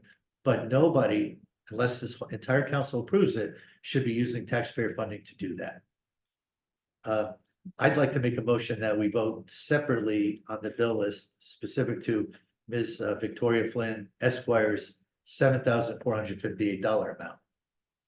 Do I have a second? Second, Mr. Noble, yes. Mr. Gubatose, Yes. Ms. Mahoney, Yes. Mr. Weber excused, Mayor Fox excused. Yeah, I make a motion that the Borough Council does not approve the payment to Ms. Flynn for the reasons I stated moments ago. It should not be funded with taxpayer dollars. Second, Mr. Noble, yes. Mr. Gubatose, Yes. Ms. Mahoney, Yes. Mr. Weber excused, Mayor Fox excused. So we have to put the rest of the bill list now. Yep. Okay. So Erica, we're gonna go ahead and 2024-116. I make a motion that we approve the remaining of the bill list dated May 22nd, 2024. Second. Krista, I'll let you do it now. Mr. Noble, Yes. Mr. Gubatose, Yes. Ms. Mahoney, Yes. Mr. Weber excused, Mayor Fox excused. Next, we have the individual resolutions. 2024-86, introduction of the 2024 budget to be read by title only. Do I have any discussion or comments or questions from the council? I'd like to briefly discuss. Excellent. Return to my notes, because I would like this to be read into the record. My 2024 budget comment is brief tonight. Simply put, the mayor appears to be stalling. To what end, I don't know. We have made no progress in 6 weeks of waiting. 6 weeks ago, I told the mayor that I could not vote for the budget unless I could access the CFO, our financial expert. I made this decision after spending many hours reviewing the budget and preparing questions, only to receive useless, unprofessional responses, not once, but twice, from a quote-unquote team that the mayor had assembled. I am not saying this budget is right or wrong, good or bad. I am simply saying that I do not understand it, and I need my questions answered by our financial expert before I can vote for it. Again, tonight, the mayor placed the budget introduction resolution on our agenda. Unfortunately, he could not be here to explain his thinking, but ladies and gentlemen, nothing has changed in 6 weeks. No access to the CFO has been granted. I went a step farther and I shared my quote unquote top 15 questions, because I've been accused of asking too many questions, with Councilwoman Mahoney. And I asked her to share them with the mayor, on the condition that Mayor Fox would simply commit, verbally commit, in email commit to allowing us to meet with the CFO. The mayor has still not informed Councilwoman Mahoney that this access has been granted. It is inexplicable. That's the end of my comment. I would just like to, I mean, Al pretty much summed it up. I've been trying to broker something with the mayor to get time with the CFO. You know, we'll give you pared down questions if you give us some time with the CFO. I got, my part was getting pared down questions from Councilman Gubatose, but I haven't gotten a commitment from the mayor to get time with the CFO. That's where we stand. We need time with the CFO.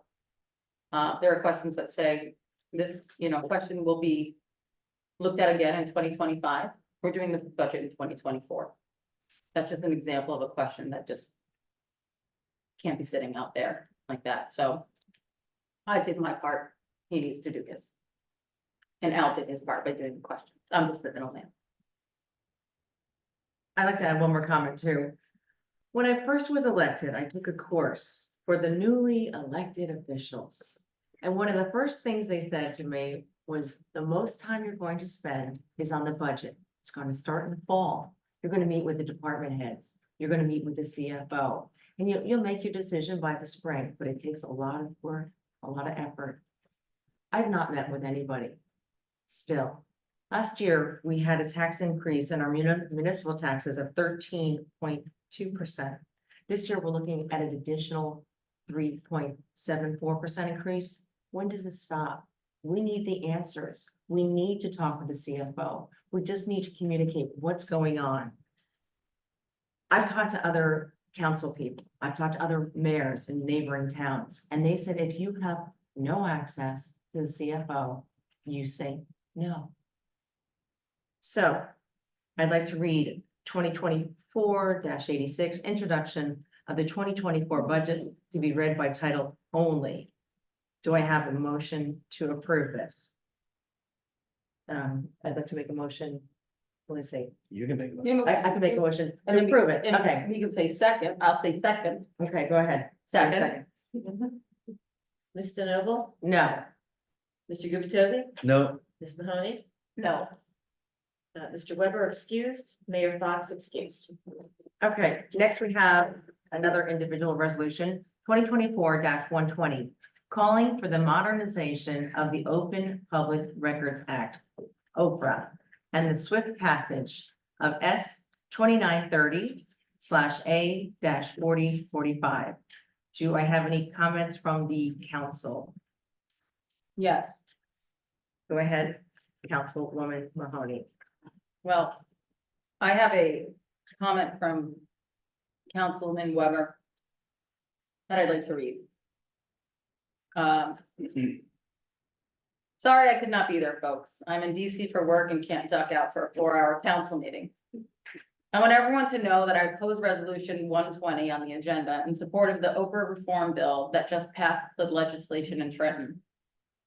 This council should pass a resolution urging the governor to veto this bill. While I may agree that our Oprah law needs some reforms, I do not think these are the right reforms that Oprah needs. Please don't forget that it is only through Oprah that we learned of the Bridgegate scandal of the former governor Chris Christie. And a little closer to home, it is only through Oprah that we learned of the horrific behavior of our own former police chief. And we got to see it with our own eyes. I do think there are abuses of Oprah. We have experienced that in Bradley Beach with an anonymous Oprah requester making requests that cost the borough thousands of dollars, if not tens of thousands of dollars. The worst part was that in the end, we found out that the anonymous Oprah requester was sitting right up here with us on the dais. So I'm glad that we're going to re-examine this. I have a small statement. I believe in more transparency in government, not less. This bill serves to erode transparency in government. Access to information is critical to a society in ensuring their government is working with the voters' best interests at heart.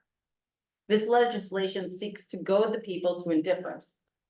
And indifference is all that is needed for corruption to take hold.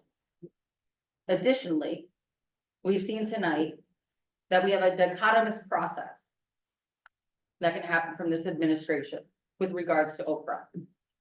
Those are my comments. And those of Mr. Weber, Councilman Weber. comment. Go ahead, yes.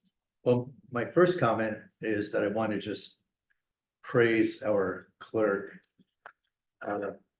Because Erica, in a matter of an hour or so, created a new resolution for the council. Well, we created it, but you produced it and got it ready for us, so thank you for that.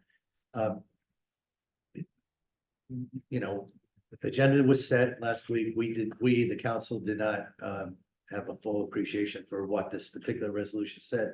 Once we saw it, we immediately, one by one conversation after another, agreed that we did not support it. So we knew we were going to vote no on the resolution that was shared with the public. I did not talk to Councilman Weber, who, for the first time I heard, he said we should propose a new resolution asking the governor to veto this bill. We don't, obviously that would possibly at least be a long shot to accomplish, but on independently, because Councilman Weber was at his meeting in DC, I believe. Independently, this council did construct a revised version of the resolution that I believe we plan to approve tonight. We did not have the opportunity to share this version of the resolution with the public. And my question for Mr. Cannon, Greg, as you know, it's page and a third. Do we need to read this into the record? Yes, if it wasn't put online yet. Erica, can we ask you to read it, or should one of us read it? One of you can read it. It looks like I'm elected. You're holding it already, right? What's that? You're holding it already, right? Not only that, I've pretty much The memorized it. music stopped, you got it. All right, so we have a new resolution. Okay. Maybe that's a question for Mr. Cannon. Yeah, vote. When we vote, Greg, when we You need to vote, move to amend the resolutions, whatever Yes. you wanted to say, and then vote on it, okay. let's and the second motion to vote on it. Okay. I'd like to make a motion to amend 2024-120, calling for the modernization of the Oprah Public Records Act and the swift passage of S 2930/A-4045. Second. Ms. DeNoble? Yes. Mr. Gubatose? Yes, Ms. Mahoney? Yes. Mr. Weber excused, Mayor Fox excused. I was gonna have to snap while you do this. okay, so this is the discussion phase of voting on the amended resolution, and I'm going to read the amended resolution to the public. I'll try to read relatively quickly. I think you'll get a gist of where it's heading. But again, calling for the modernization of the Open Public Records Act and this, and actually, we've got to change the title. And the veto of but beyond the title, everything else should be good. Whereas in 2002, lame duck session, the Open Public Records Act, OPRA, was approved to make government records readily accessible for inspection, copying, or examination by citizens of this state, with certain exceptions for the protection of the public interest while protecting a citizen's right to a reasonable expectation of privacy. And whereas in 2022, lame duck session, the Open Public Records Act, OPRA, was approved to make government records readily accessible for inspection, copying, or examination by the citizens of this state, with certain exceptions for the protection of the public interest, while protecting a citizen's right to a reasonable expectation of privacy. And whereas in the 20 years since the enactment of OPRA, with the advent of new technologies, we have witnessed unintended consequences, and in some cases, abuses of OPRA that place an unfair burden on local governments and taxpayers. And I'm going to pause here to say, what I just read to you is what was issued last night, on Friday rather. It's the same wording.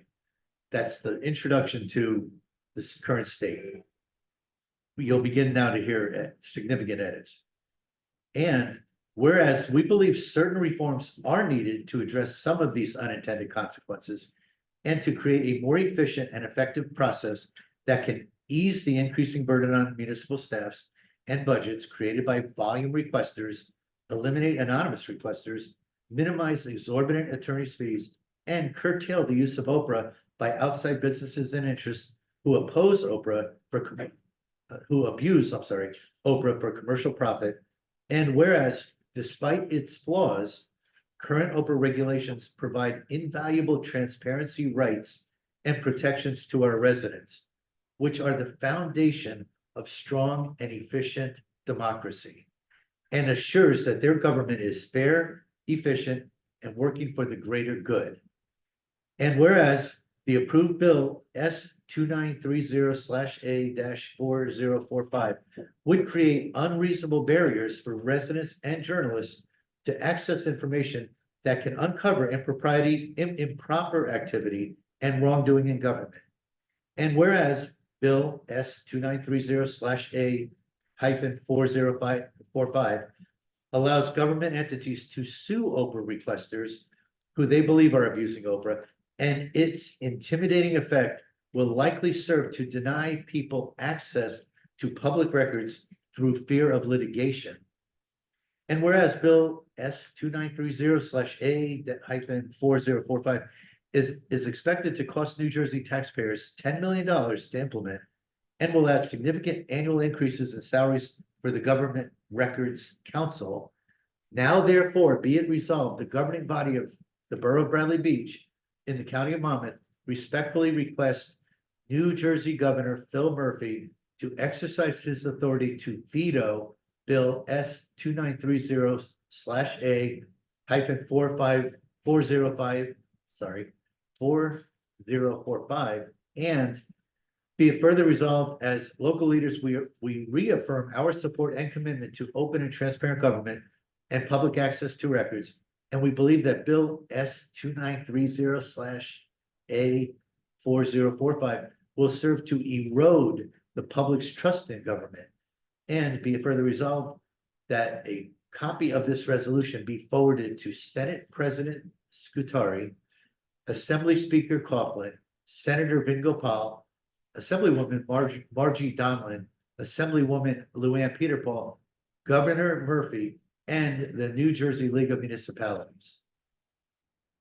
And that is the writing that has been created to replace the original version. So let's make a motion to approve the, And I made note of the change on the title. Thank you. 2024-120 amended version. Do I have a second? Second, Mr. Noble? Yes. Mr. Gubatose? yes, Ms. Mahoney? Yes. Mr. Weber excused, Mayor Fox excused. Next, we have 2024-121 authorizing amendments to the temporary budget. Any questions? Any comments from the council? I'd like to make a motion to approve 2024-121. Do I have a second? Second. Mr. Noble? Yes. Mr. Gubatose? yes, Ms. Mahoney? Yes. Mr. Weber? Excused, Mayor Fox excused. Next, we have mayor and council reports. We'll start with Councilwoman Mahoney, if you're ready. I am. Oh, good. I am.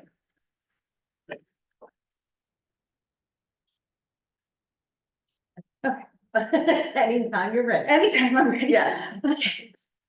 Okay. The land use board met on May 16th. Here they memorialized the approval of two resolutions involving, bulk variances. A minor subdivision involving 110 Second Avenue and 204 Beach Avenue. And, a bulk variance for installation of an in-ground pool with restriction of two-family designation at 214 Lorraine Avenue.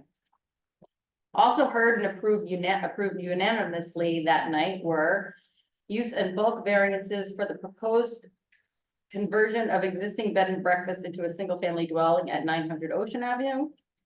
Bulk variances for 415 Main Street.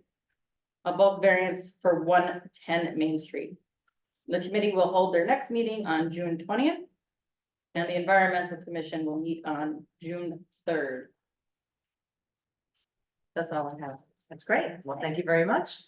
Councilman Gubatose. okay, so once again, as the liaison to our police department, I want to thank Detective Lieutenant Browning for the summary that I'm about to read to the audience. But the police department's looking forward to a big weekend coming up. We, the police department, do not have too much activity to report since the last official meeting, but it is as follows. A local man was arrested for driving while intoxicated and also received several other motor vehicle summonses related to the stop.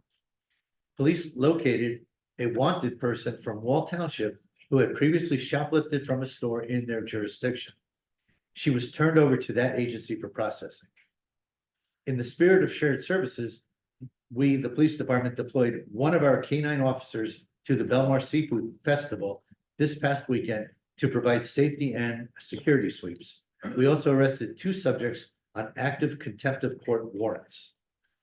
As an aside, I believe we talked briefly with Chief Arnold. I'm still hopeful that we might be able to pull together a K-9 presentation in our June 12th meeting, a workshop. It's a fascinating, I haven't seen this presentation, but I've heard the story of our K-9 unit. It's a fascinating story, and I encourage everyone to either be here in person or dial in via Zoom. to learn more about our K-9 unit. That concludes the police portion of the report. Well, actually, I take that back. The police also wanted me to leave a message for everyone regarding the Memorial Day Parade.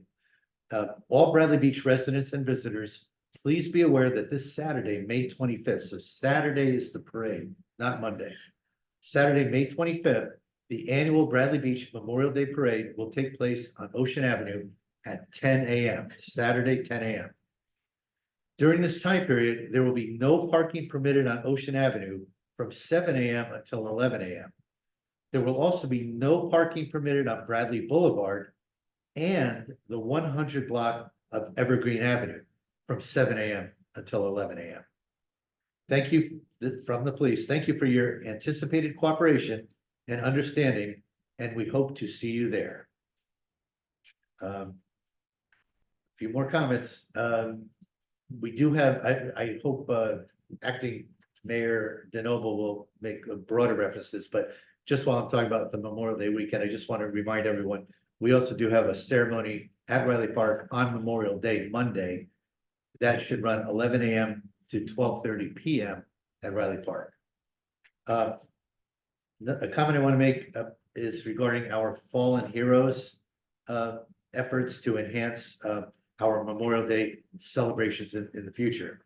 As many people know, we are underway with our fundraising to enhance our celebrations of Bradley Beach's fallen heroes, not only this Memorial Day, but every Memorial Day going forward.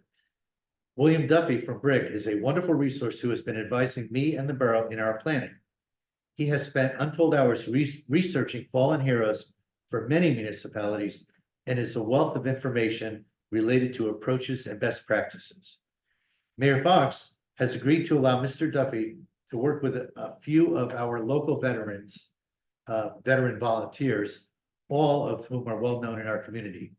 Bill Shuck, sitting front row, Norm Goldfarb, and George Bacher. So those three gentlemen will be working with Mr. Duffy to determine, to evaluate eligibility for this type of recognition in the borough going forward. The hope is expressed by the mayor, the hope is that this committee of 4 will be able to come up with recommendations probably no later than mid-June, maybe a little earlier if possible, just so the borough would have time to take appropriate actions moving forward. I want to make a comment about selling the church at 319 Lorraine.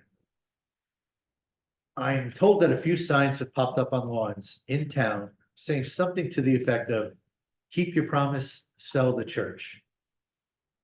For the record, there was never a promise to sell the church, but there was clear guidance given to the mayor in October of 2023 as to how to move forward with the sale of the church property. Unfortunately, for 7 months now, Mayor Fox has delayed implementing council recommendations to sell the church property. Our recommendations included 1, subdividing and deed restricting the land so Bradley Beach could retain control of the design and the use of this large lot in a residential neighborhood. 2, selling the land via public auction, not via an RFP process. 3, establishing requirements related to the preservation of artifacts and for the demolition of the property. All of the council, including Mayor Fox, agreed that the borough should not assume liability for the demolition of the structure. We should avoid environmental risk and the risk of cost overrides by selling the lot with a preliminary subdivision and deed restrictions completed. After 7 months, the mayor has not yet made efforts to secure the subdivision with deed restrictions. Further delays have occurred because Mayor Fox has lobbied heavily to give away a $1 million lot from this subdivision in order to help the borough satisfy a 3-unit obligation for fair share housing. The council has voiced opposition to this idea because of the cost to the borough and because of possible density challenges this solution might create for nearby residents. If there are signs challenging the council to move forward, please make sure the signs in your yard are directed towards Mayor Fox.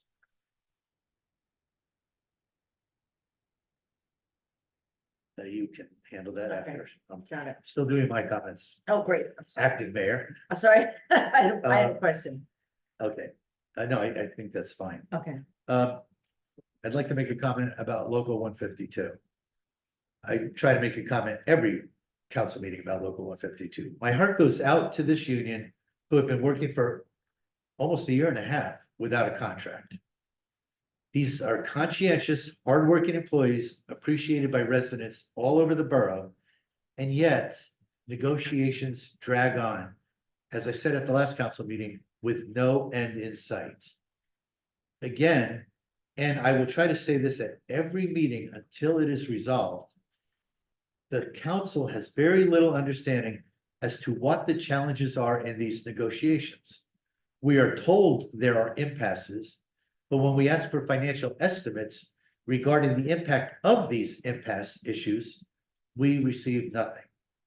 We are not allowed to approach union members or union reps in order to maintain the integrity of the bargaining process. All that said, the council ultimately must approve any contract agreed upon. We ask publicly, and I'm asking again tonight, to be allowed to participate in the bargaining sessions, and we are ignored. In prior years, Mayor Engelstad enlisted another council member to participate in the process, and results were achieved that satisfied both sides. Never did a bargaining process go on for a year and a half. I don't understand why the entire council is being kept at such a great distance from this process. Again, it is inexplicable. And that concludes my comments. Thank you.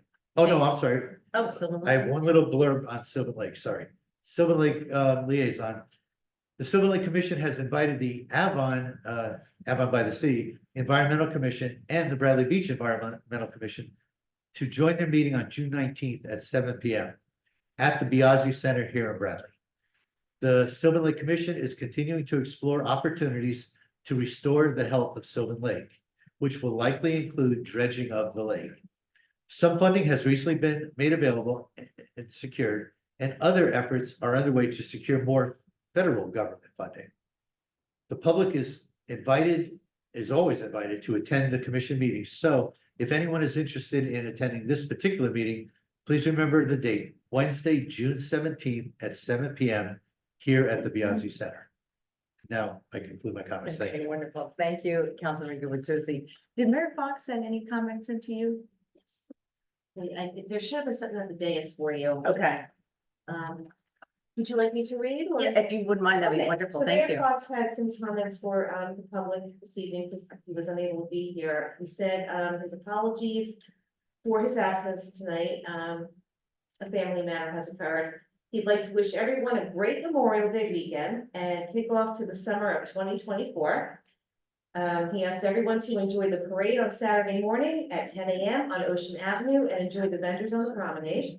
And most importantly, he asked to join everyone on Monday at 11 a.m. in Riley Park for the Memorial Day ceremony. Thank you. I have my own comments now. The Shade Tree Commission did not meet, so I have no comments about that. The tourism did have a meeting this Monday. The Monmouth County Tourism Department sponsored the tourism rack cards that will be available next week at the local businesses, the library, and the Borough Hall lobby. Tourism's first event of the summer is June 24th with Opera by the Sea at 6 p.m. at the Fifth Avenue Beachfront Gazebo. The Board of Ed had a meeting last night, May 21st. President Elizabeth Franks thanked the Bradley Beach Education Foundation for their generous donation to the 8th grade Washington, D.C. trip. Student Representative Calvin Barnett gave an impassioned overview of all the activities and achievements happening at the school.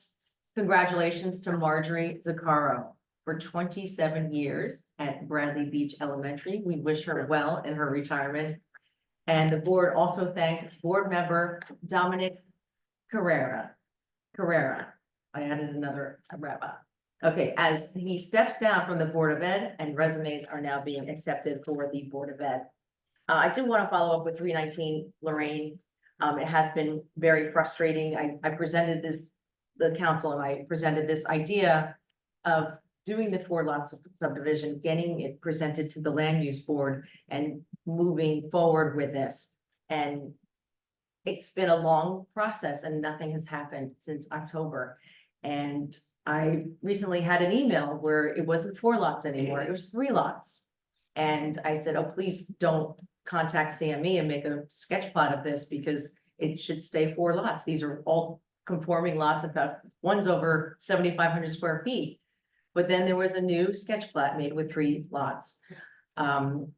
It's been frustrating and I know, I feel everybody in the public that there has been a promise from the mayor to move forward and we haven't seen it. And I feel like maybe we should make a motion that we get this in front of the land use board and get the preliminary major subdivision plat approved by the land use board. So would you like to make a motion? Sure, I'll make a motion that the mayor and our business administrator and anyone else involved in the administration who's appropriate. Bring these issues to our land use board to create a subdivision and deed restrictions. As we've discussed since October 2023, to prepare the property for sale. Is there a second? Second, Mr. Noble? yes. Mr. Gubatose? Yes. Ms. Mahoney? Yes. Mr. Weber excused? Mayor Fox excused. I'd like Can to, that note be noted for 4 lots, not just the original plan? Can you at least make sure, because your original plan did say 4 lots? Yeah, that's what, yes, I know you a said 4 that's lot fine, but I'd like it subdivision. to be a. Yes, that was, did you say in 4 there. lots? No, you didn't say 4 lots. I did have that in my notes, but thank Okay. you for reminding us, and I would like to also say we opening for public comments. So please raise your hand, come up. Cindy, you're on a roll. Yeah. Okay.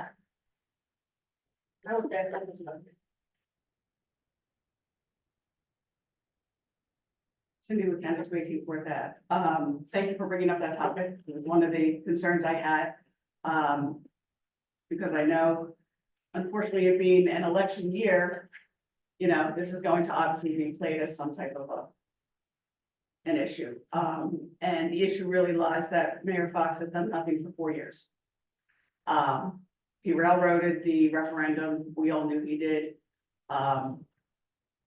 And at this point, it's almost at the point of, you know, yes, it's great to put in a request to make sure if we are gonna move forward, it is for 4 lots. Otherwise, I would be saying, you know, push to just delay it at this point and almost start over, which I would hate to say. It is unconscionable that the mayor feels it's his right just to take $8 million from the taxpayers and give away that land. Yes, I understand there may be a need to satisfy the fair housing requirement of 3 units when, first of all, there's other towns that have hundreds and thousands that aren't fulfilled. Why we're having this crushing rush to just do 3 is suspect at best. Additionally, that's lost revenue for us. That's lost continued revenue from taxes. Like you pointed out, that also becomes a density issue for the surrounding neighbors. That's certainly not something that they bought their properties intending or thinking that would happen. So I would hope you definitely fight for that to be 4 lots. And we all know with the prices of real estate, that each lot is worth a minimum of $1 million.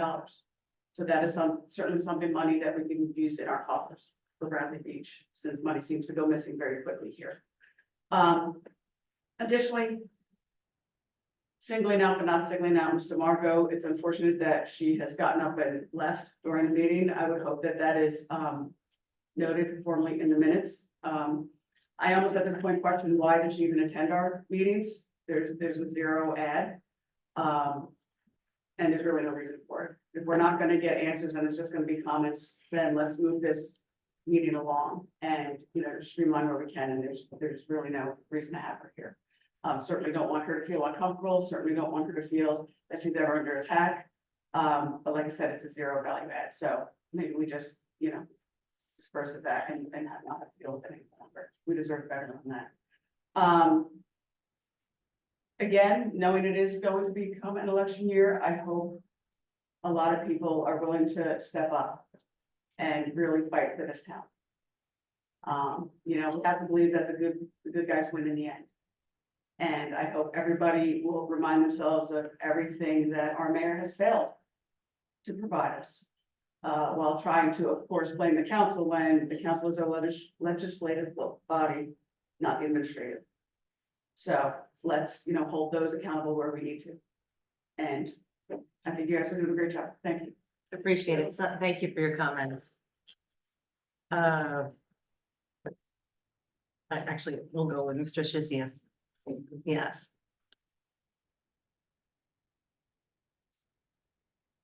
Jim Shishis, 112 Fourth Avenue.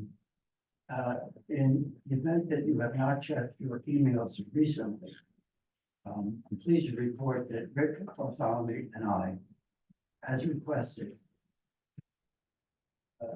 submitted to Mayor and Council and Acting Business Administrator Marco the requested RFP that was authorized and directed by a resolution that was adopted April 10th regarding doing a financial assessment of our sewer system.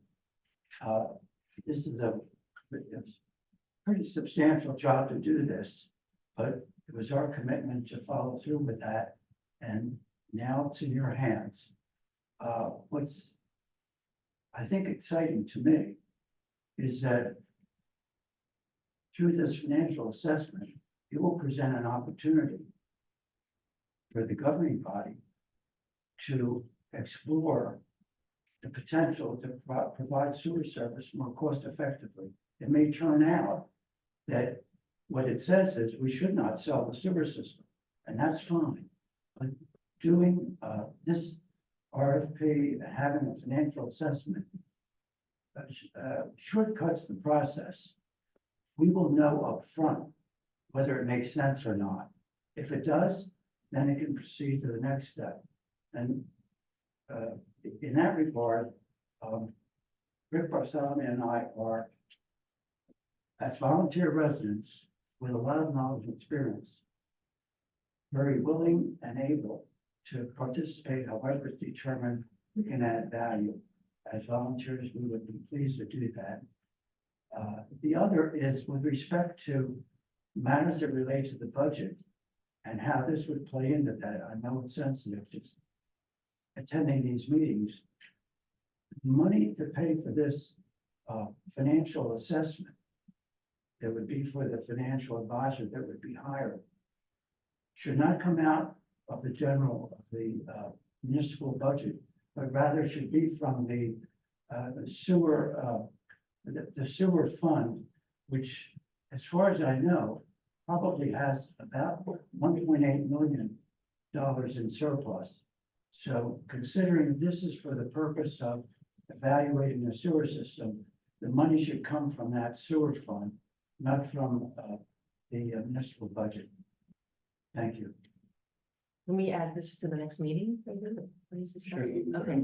Okay, thank you very much for everything, Jim. We appreciate your expertise and your time. Ms. Greenblatt. Shauna Greenblatt, Chanoff, 414 Monmouth Avenue.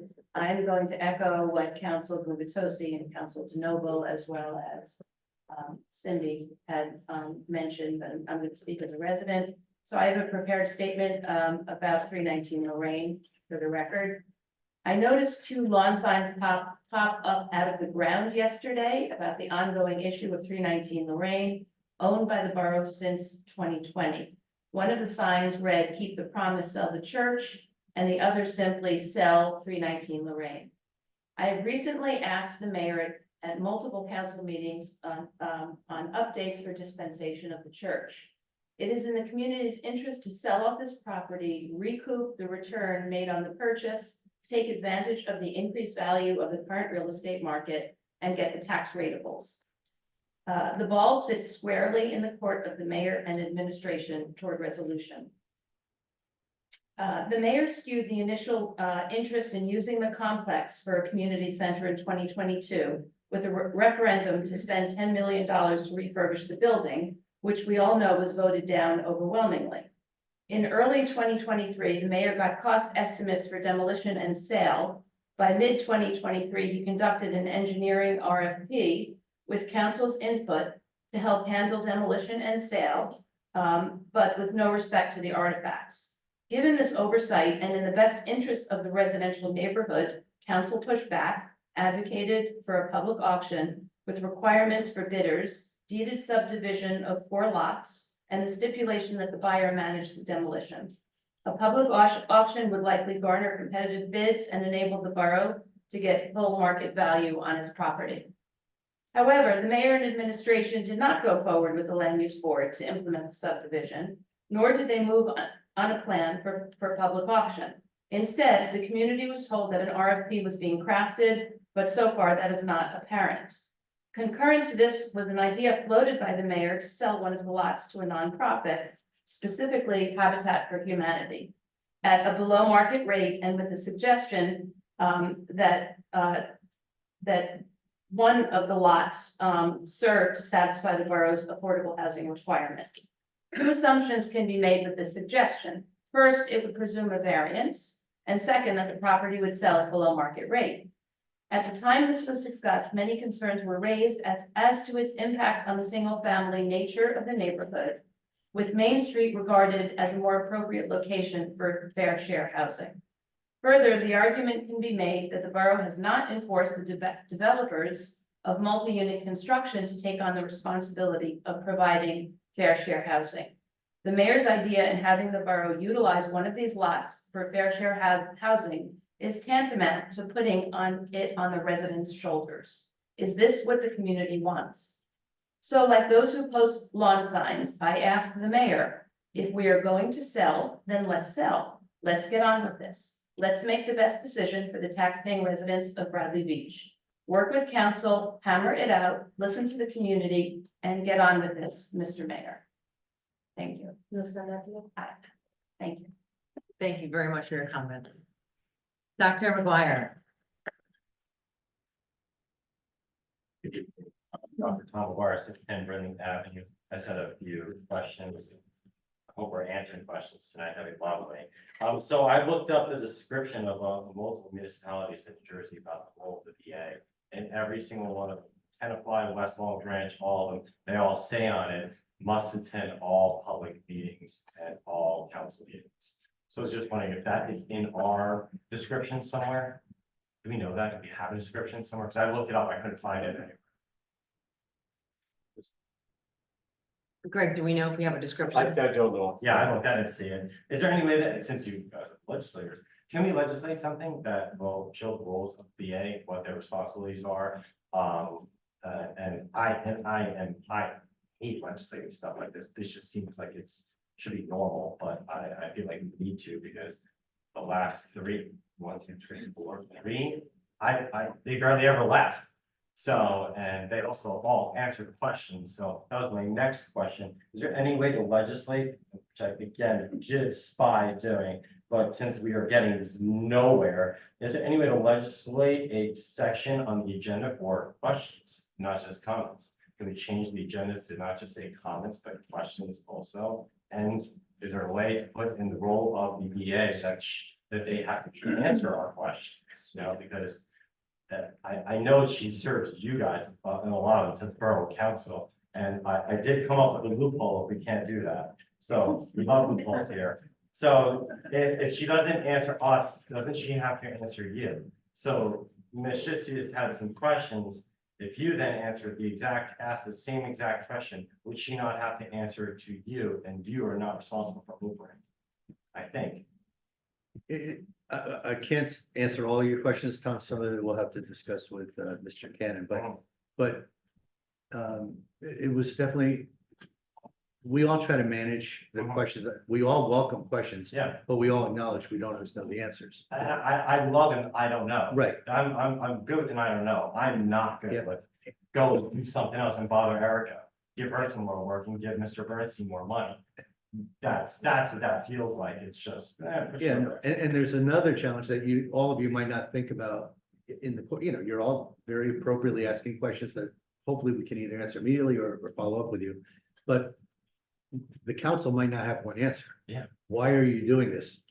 Councilwoman DeNovo, President DeNovo might have a different answer than Gubitosi. Yeah. And still a different answer. So there's a lot of comments are easy Mhm. to administer.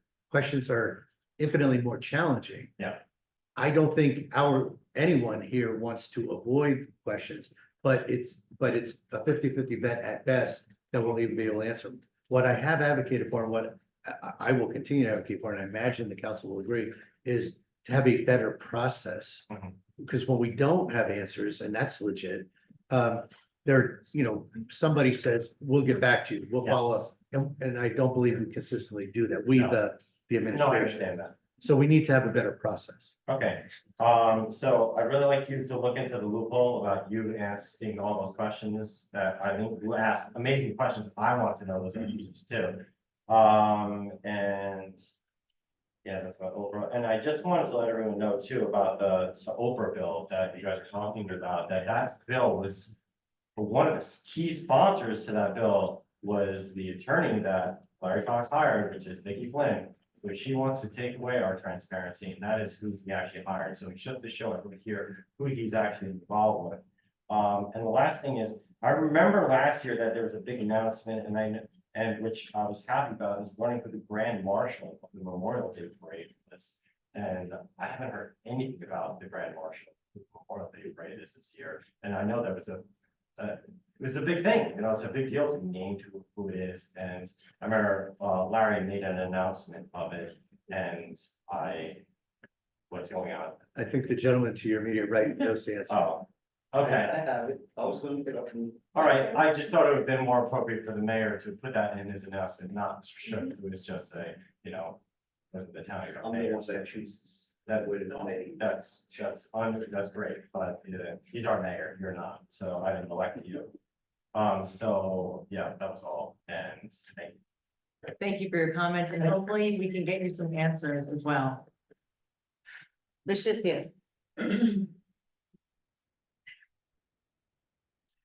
Me, Shakir from 12 Worth Avenue. As you all know, I studied the bill list. And I am fully aware, if I remember the numbers correctly, that since May, Mr. Bernstein, including this bill list, has netted $86,000 from our borough. Now, it's my understanding that he's the Oprah attorney. He represents us with the Oprahs and and the negotiations for Public Works. My question is, how successful has he been to serving our community in a positive way? Just want to put that on the record.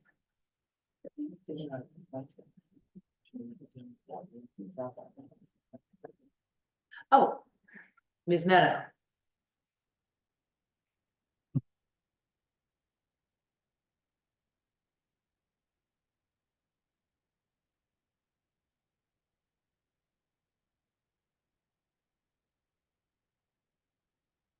It's Meadow Ocean Park condominiums.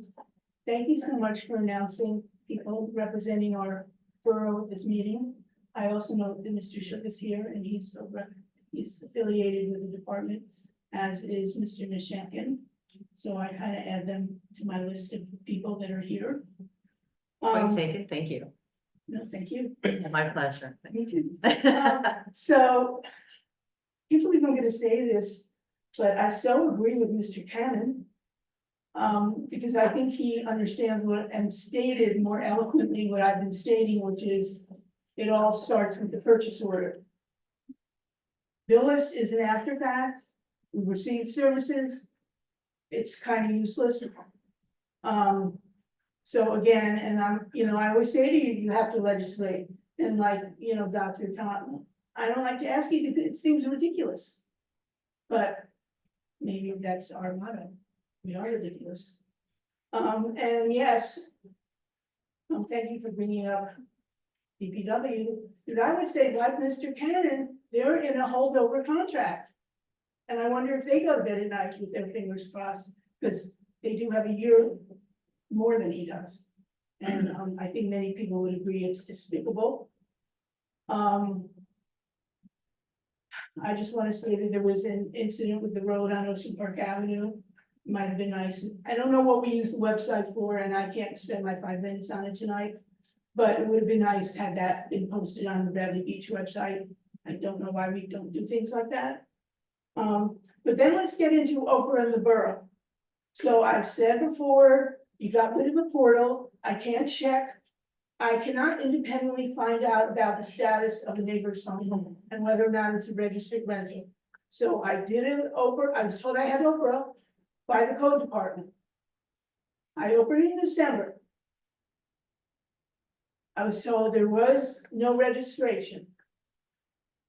3 months later, the code official did not reply to me. So I opened again to see the current status. Perhaps it had changed because I couldn't look at the portal. I was told there had been no changes. I wrote the mayor a letter. He did not reply. That was in April. So then I was told there is no higher step to take. So I go, well, there always is a higher step though. There's legal things. So I needed to get my facts straight. So I did another Oprah request in May to see had things changed. I got no reply, so I sent an email saying, did you receive this? Do you need another? I got no reply. Then I made 2 phone calls. I got no reply. So I stopped in, of course, they were closed from lunch from 2 to 3, even though I left early, my bad.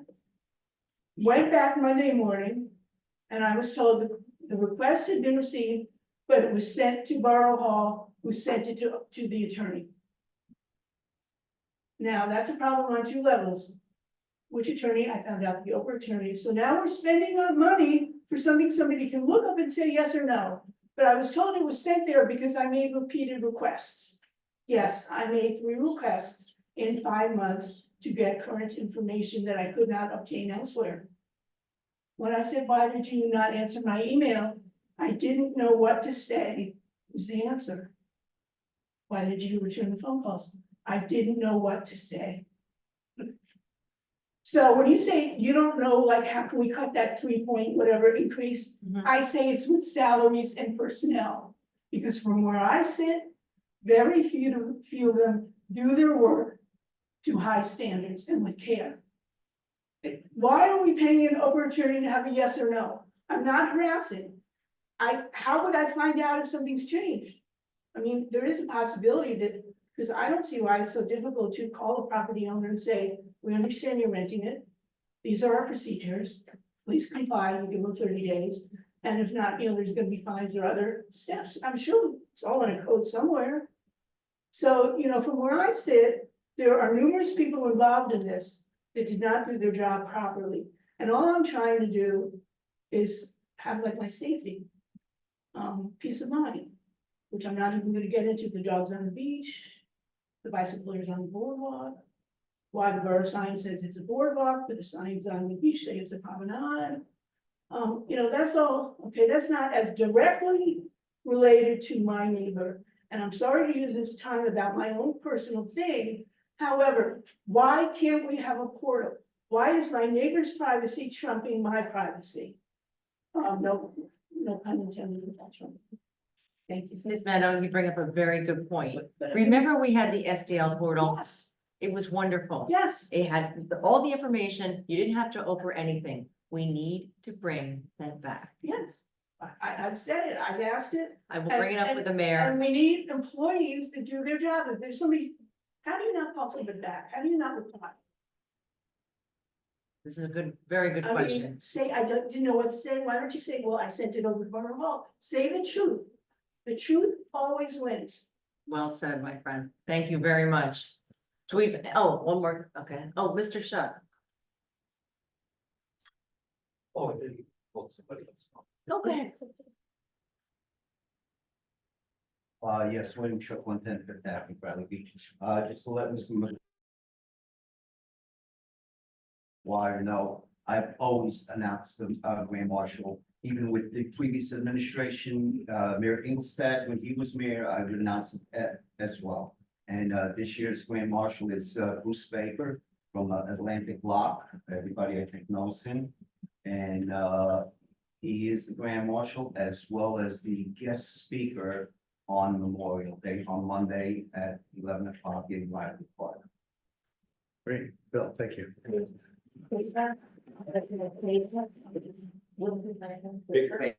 Baker. Mr. Shuck, thank you for your service and thank you for Mr. Baker's service as well.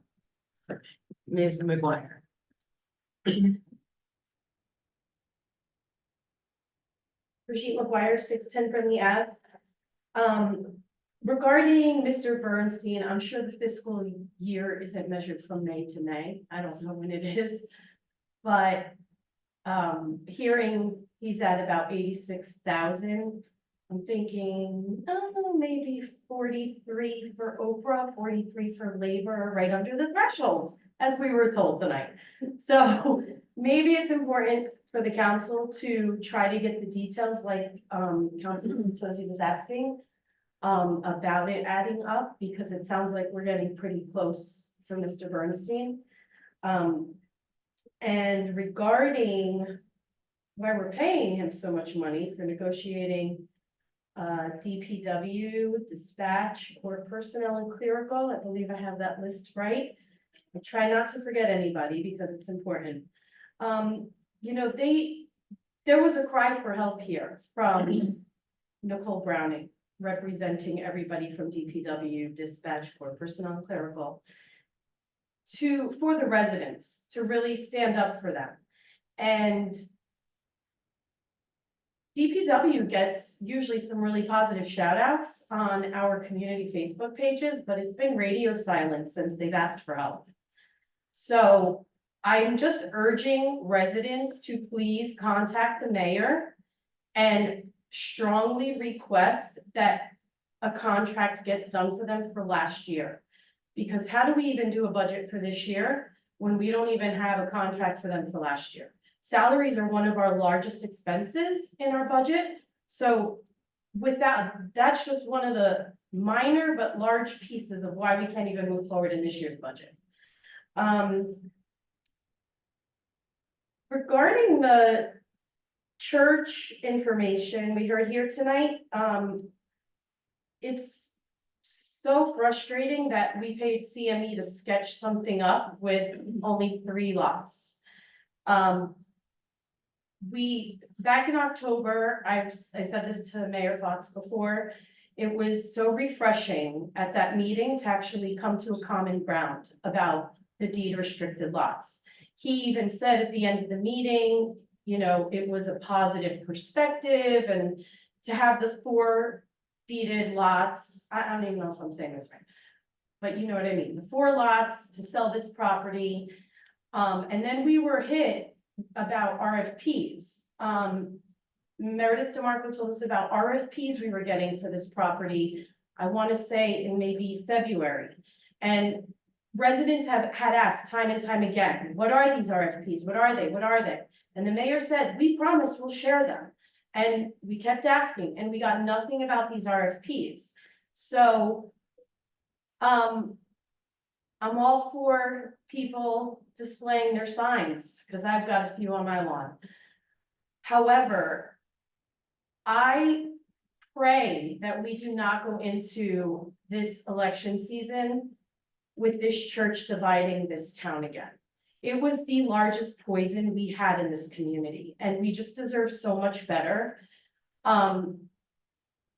If people want to put signs up, Mayor Fox, stop stalling the church. That would be a great sign.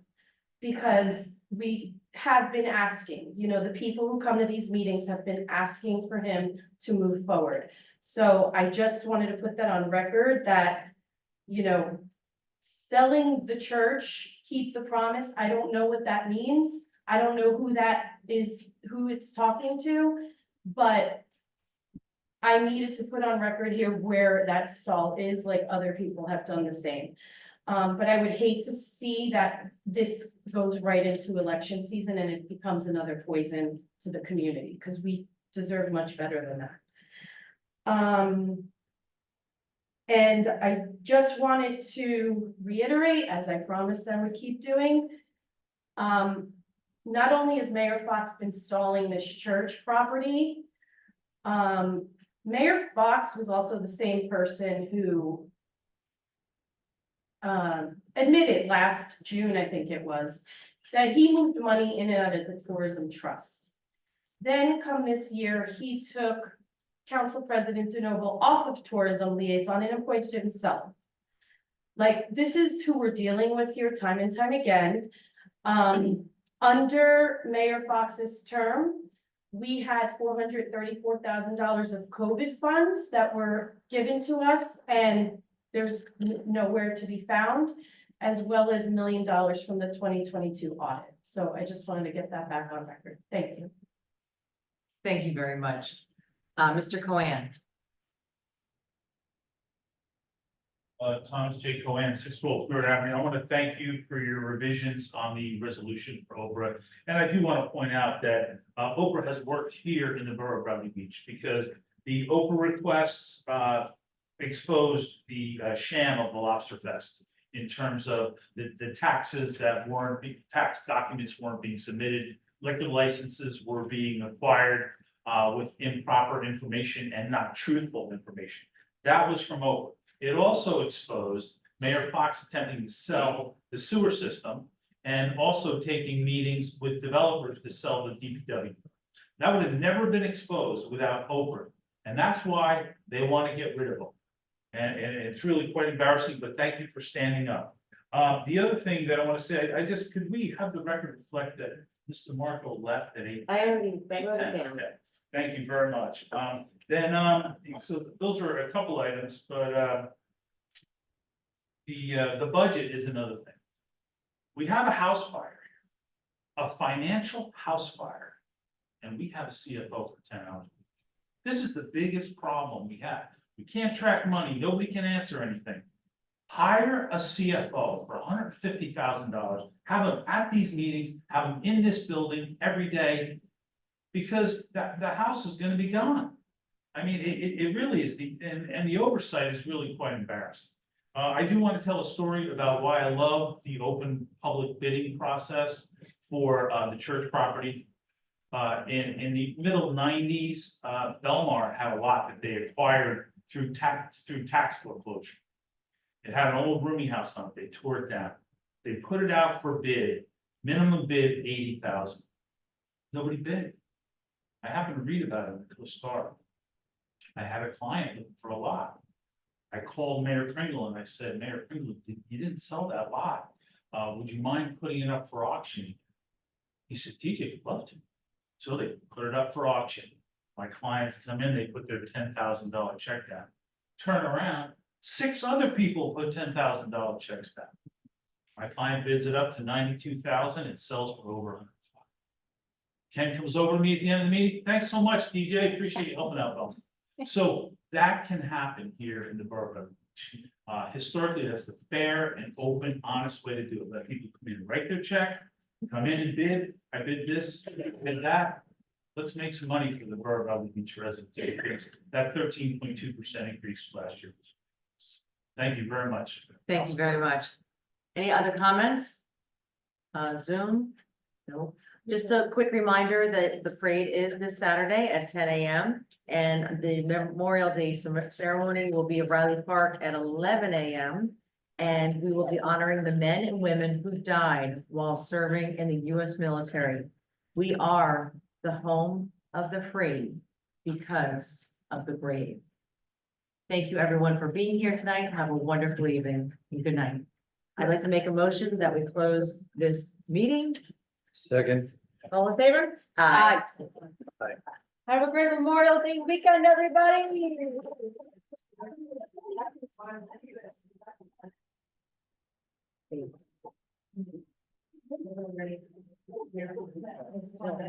Well done. Thank you. Well done. Thanks, guys. Yes. Thank you. Oh. Nobody got into it? We did good. We are fast. Yes. You guys are awesome. Thank you for outside.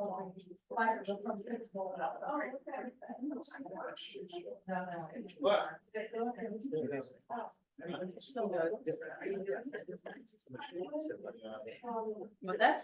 Somebody should.